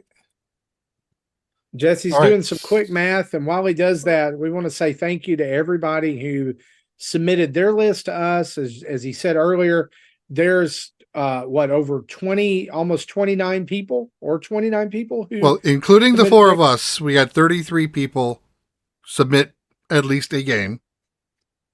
Yes. Which I Okay. think is the most we've had. And you know, Tim added like 10 honorable mentions, that most of which no one else mentioned. So including those, I have 79 different games listed Oh my gosh. in this list. Okay. And for full transparency, we do weight the four of ours as double. But again, 29 other people can easily change the results more than just what the four of us did. And you can tell right away, because Tim is the only person to mention Fire Emblem Engage. It's number 5. Number 8 and number 9, none of us mentioned. And then number 10 is Marty is the only one who mentioned Vampire Survivors. So, so those games got boosted. And I'll get to the others in a bit. Those games all got boosted thanks to everybody else who's mentioned it. So even if you only have one or two games you want to mention, the next time we have this list, I don't care. I'll take them. It'll change the results for at least those one or two games. So again, Tears of the Kingdom was the only game that had all 33 people say something. Mario Wonder had 30, RPG had 20, and those were 1, 2, and 3. Okay, so I'll drop down to 10 quick. 10 was Vampire Survivor. Okay. And then I'm sure Tim will come up with some sort of infographic with all this at the end as well. Number 9, a game none of us mentioned, Octopath Traveler 2. Number 8, also none of us mentioned, Mario Kart 8 Deluxe DLC. Number 7 was Pikmin 4, and that game is up and down. That game was as high as 4th and as low as 12th, and as people added in their votes, that game moved around. Sea of Stars also started out more like 15th and 16th. It's now 6th. Of course, having 2 number 1s from the hosts help on that one. Then number 5, Fire Emblem Engage. Number 4 is Metroid Prime Remaster. Number 3, Mario RPG. Number 2, Mario Wonder. And number 1, by a landslide, is Tears of the Kingdom.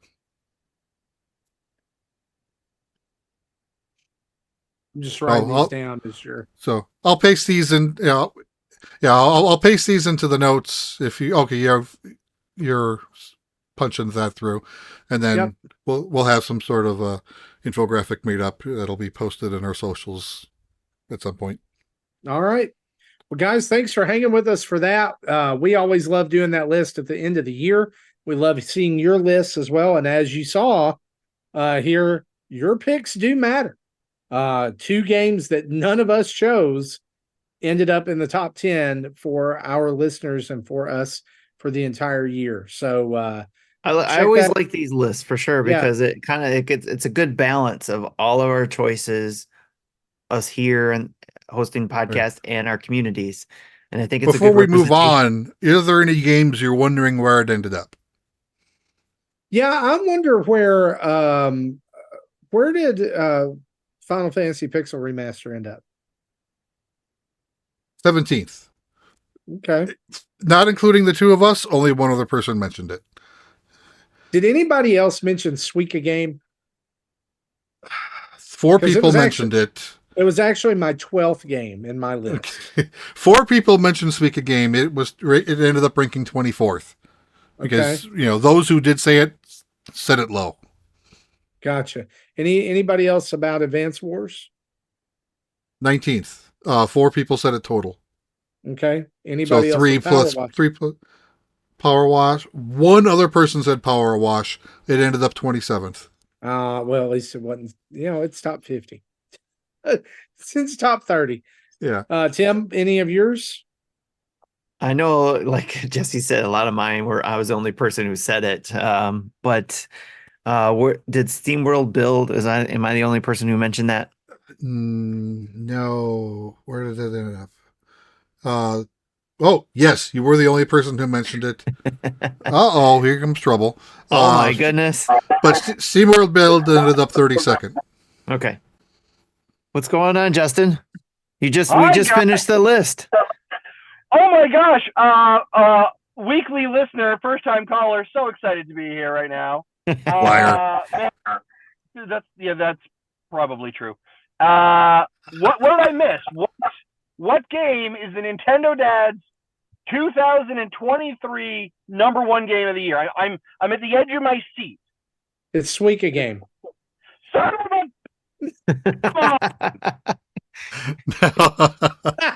No, it's not. It's Tears of the Kingdom.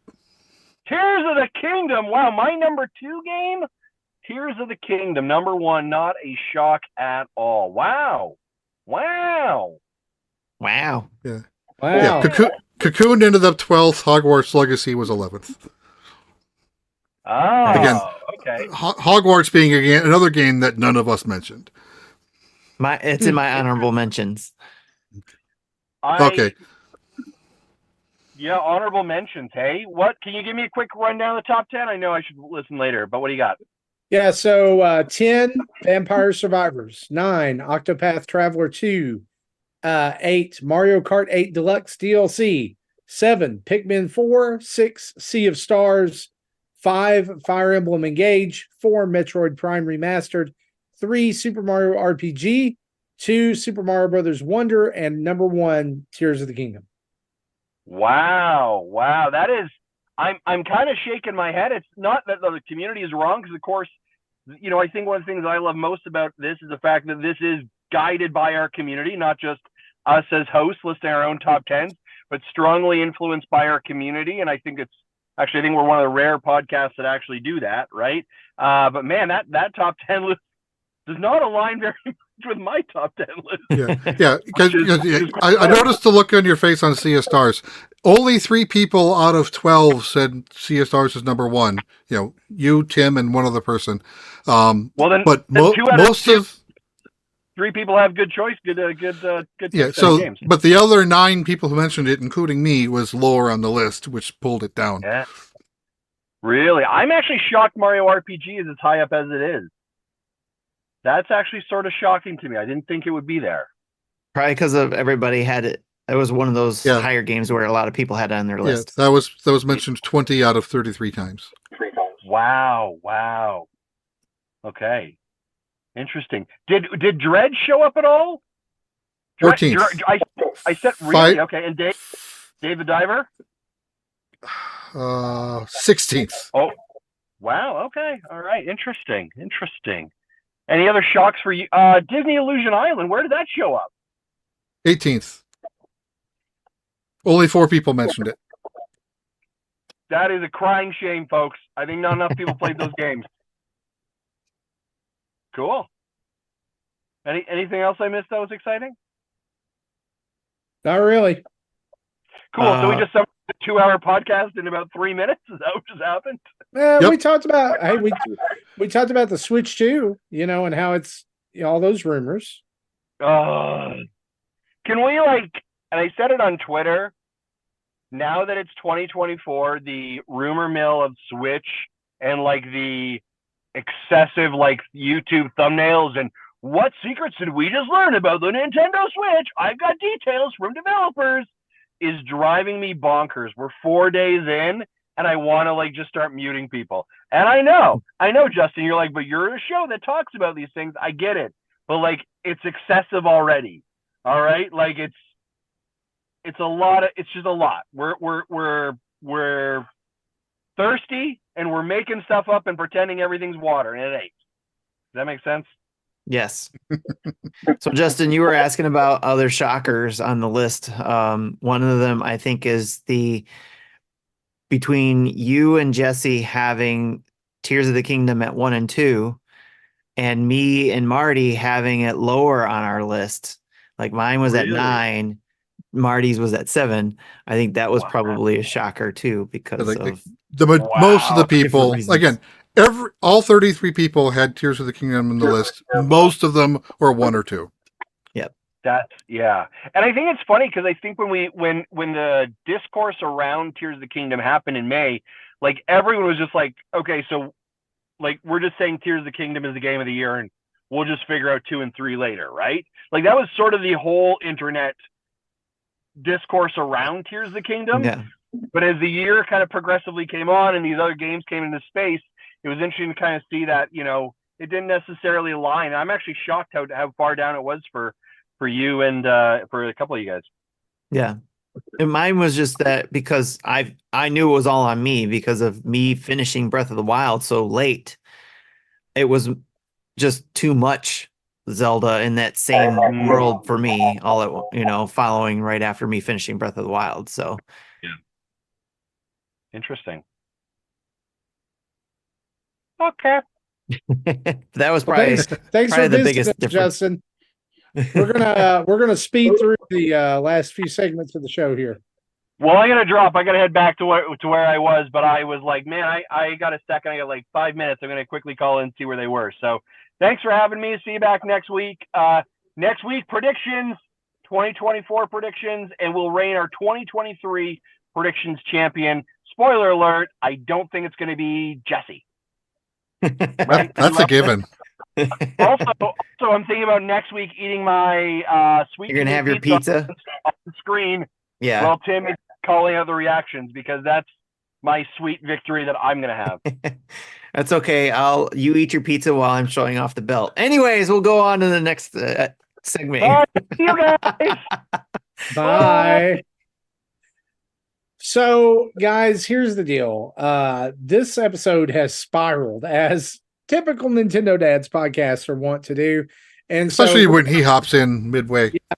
we're going to very quickly run through our events, and we'll save what we've been playing until next week because I do want to get to our questions from the community. And so we're going to just very quickly fly over our events and timeout segments. So you don't even have to play a bumper. We're just going to dive right into it. So we want to remind you guys about the table, which meets the third Friday of every month. This is where the community gets together at the table to discuss what's on everybody's mind. You have to have Discord to access this. And so if you are a Patreon subscriber or a Twitch Prime subscriber, you have access to be at the table, and we would love for you to come and join in. Tim, what date is it this week? And remind them of the time. So it is always the third Friday of every month, which is going to be the 19th at 10 p.m. Eastern Standard Time. Awesome. So join us on the 19th for that. The Dads After Dark are running the Chubby's Bracket here in January to bust that holiday wait. And so if you would like to be a part of that, you can head over to Dads After Dark in our Discord sub-channel for that. Also, Retro Logic's Retro Rewind ends the second week of January. We've been playing F-Zero X on Nintendo 64 NSO.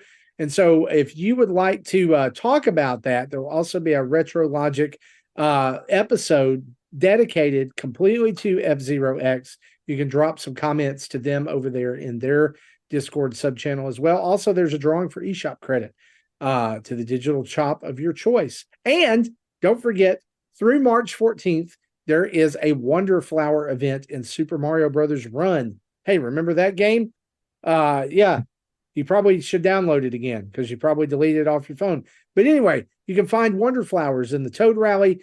It changes the enemies into gold Goombas, and you get a stamp for every 50 gold Goombas that you collect or defeat. If you get 20 of those stamps, you get in-game items. So it's a good opportunity for you to get some new and fresh stuff there. Also, let's hit this really quick. Jesse, what is your timeout for this week? I wanted to talk quickly about some poker tournaments I played in or tried to play in during my week off. I mentioned this on Discord, so patrons already know about this, but for everyone else's. So again, I had last week off of work, so I decided to try to go to the casino to play a $100 buy-in poker tournament.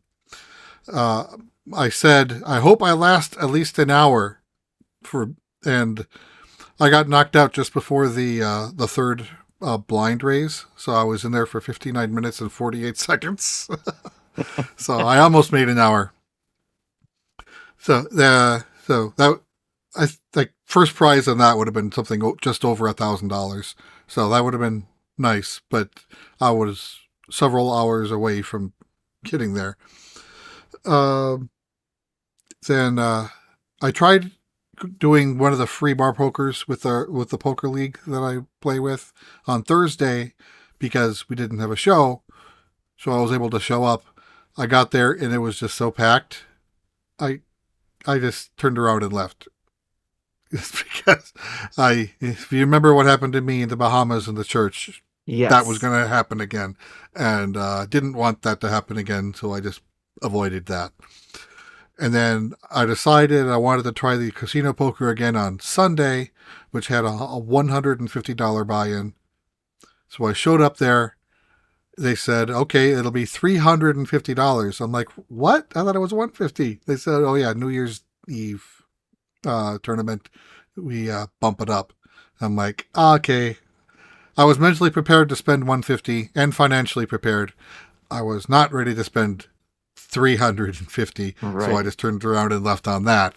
So of the 3 tournaments I wanted to play in, I only played in one and it didn't last long. It's a bummer. I'm hoping one day we'll see you on poker on TV playing World Series of Poker? Yeah, that'll be a while. World Series of Poker. Yeah. I'll need to save $20,000 for a buy-in. Maybe one day. One day. Tim, you've got a timeout this week as well, right? 8 Billion Genies? Yes. What It is is actually a limited series that came out in comic books. It's out in a volume now. It's in a graphic novel, 8 Billion Genies. It is about basically the gist of it is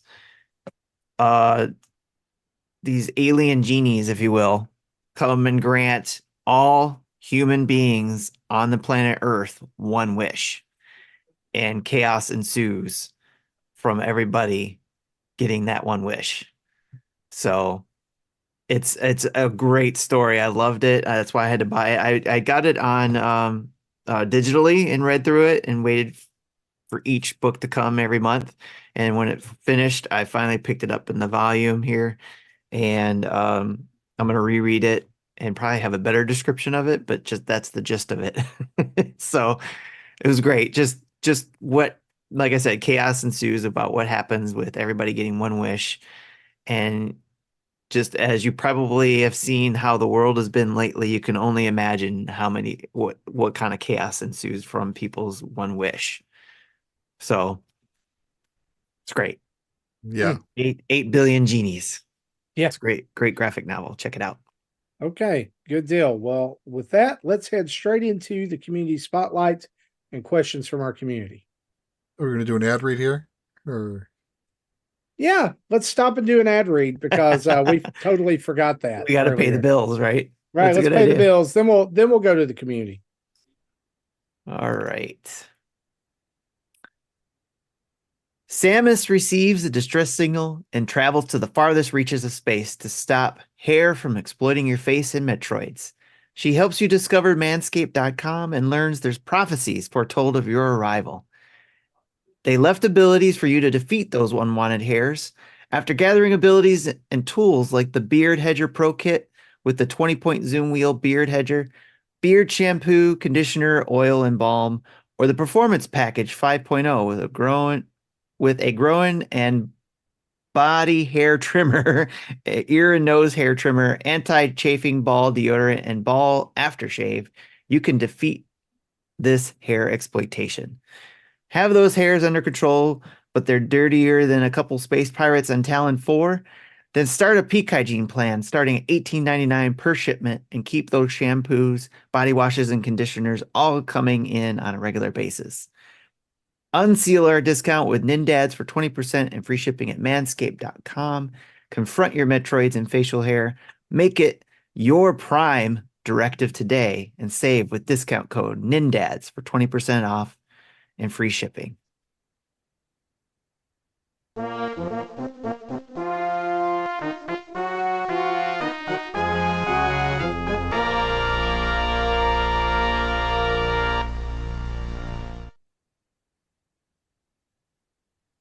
All right, Tim, take it away. All right. So we got a few questions in and we'll get through those as we can, quickly as we can, since it's late. First question comes from Mecca. What's one game last year you were shocked that sold well or was super popular? Well, I The Go fruit ahead, game. Tim, sorry. The fruit game. yeah. Yeah, Suika game was probably an out of left field shocker. Yeah. I think that sold a few million, didn't it? Yes. Oh yeah. At $3 each or less. That was a shocker. I was surprised that Hogwarts Legacy was like the most sold game this year. Well, I think that's good for them because they took the time to make it good on the Switch. So right. good on them. And then with all the people calling for bans and all that controversy, That too. Backfired and it helped the sales.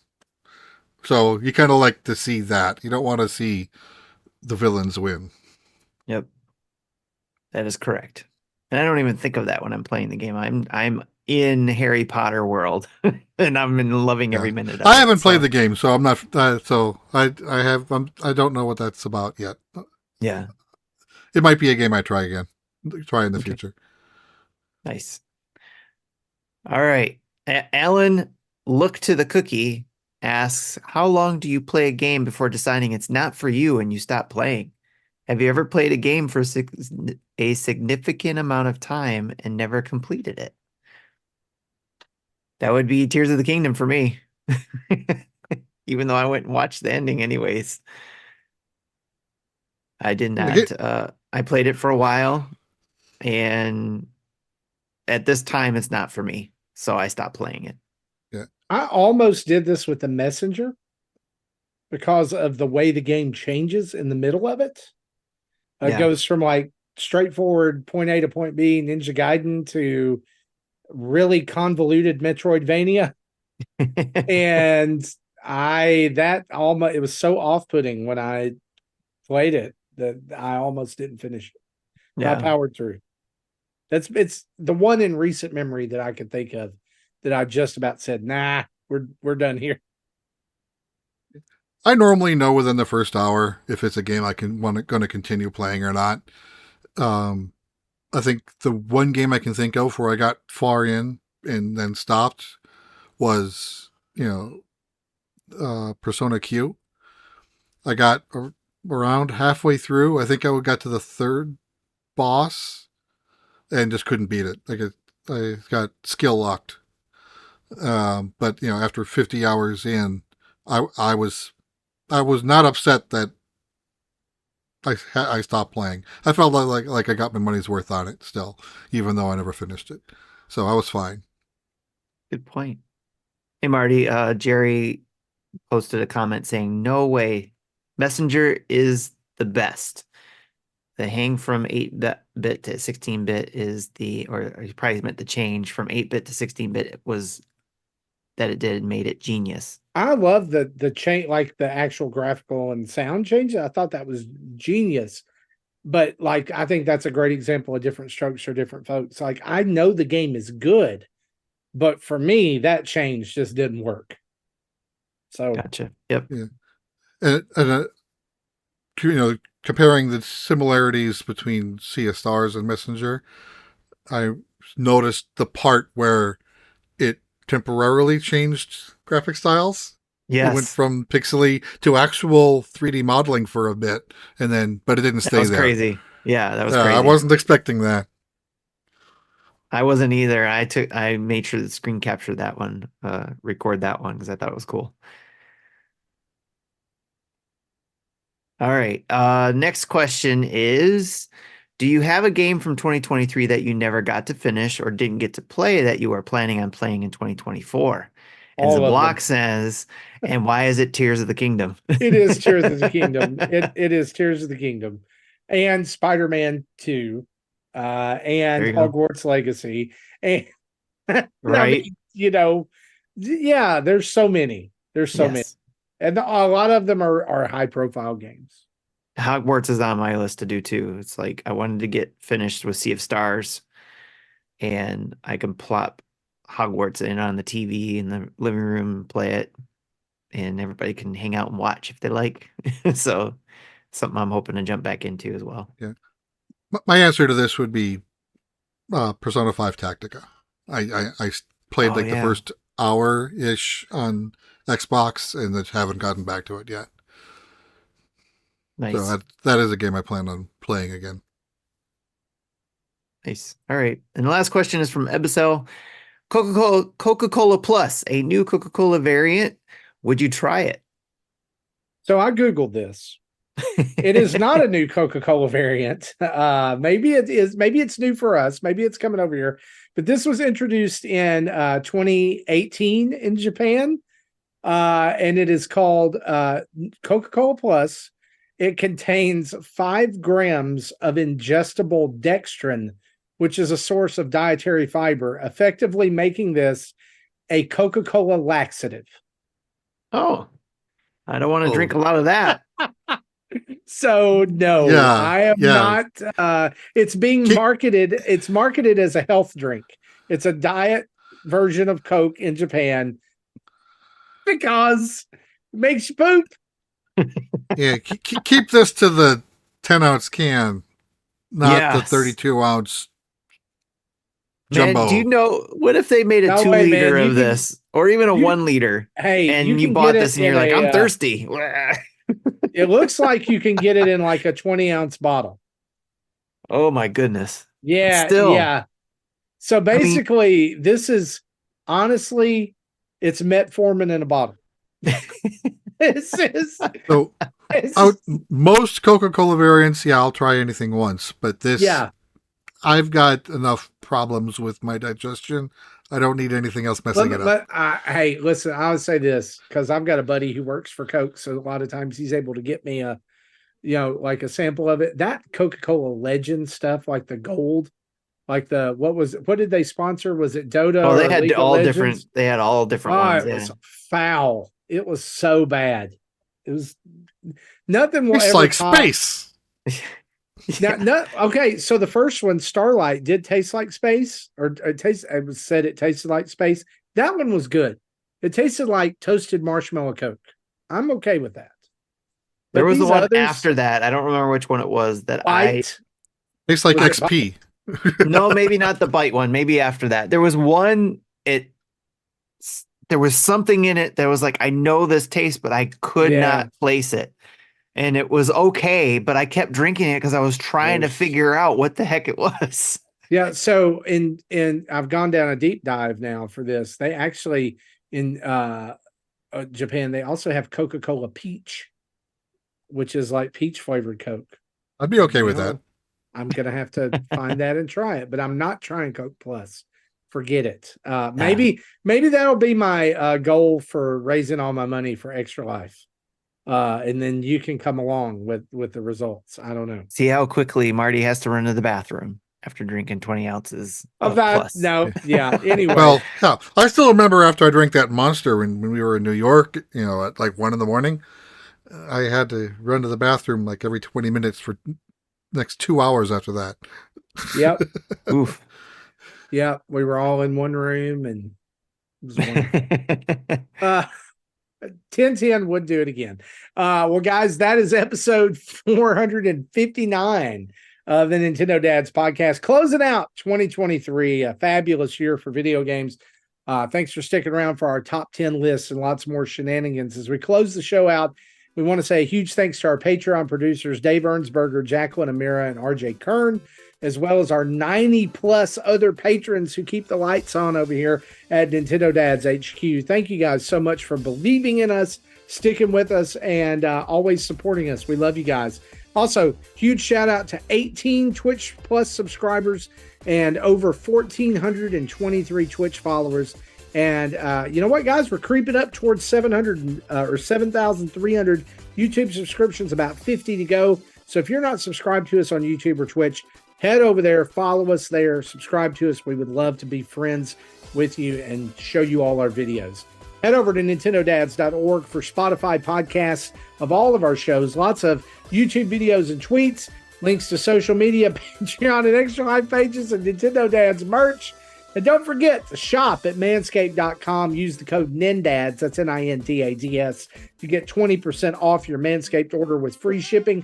And also, our good friends at HelloFresh invite you to head over to their website, HelloFresh.com, and save 50% off and no shipping fees on your first HelloFresh order with the code NintendoDads50. That's Nintendo Dads 50. So go support our sponsors. They are awesome. You can contact us in most places just by typing in Nintendo Dads and send us an email at nintendodads@gmail.com. Or maybe you want to speak to the man in charge. You can call in and leave a voicemail at 929-25-NDADS. That's 929-256-3237. Big thanks to OC Remix for the music used throughout the show. And a reminder to download us from your favorite podcast app of choice. And please go on there and leave us a 5-star review. It helps people find the show. It pushes us up the charts. And, well, it just makes us happy. And so for me and for Tim and for Jussie and Justin and some McNugget buddies and G1 Bumblebee, we'll see you next time. Bye-bye.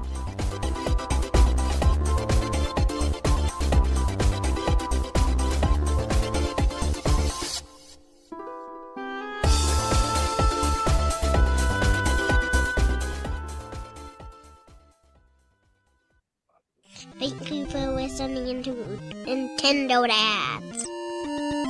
We sound like the goddamn Nintendo Dads all of a sudden.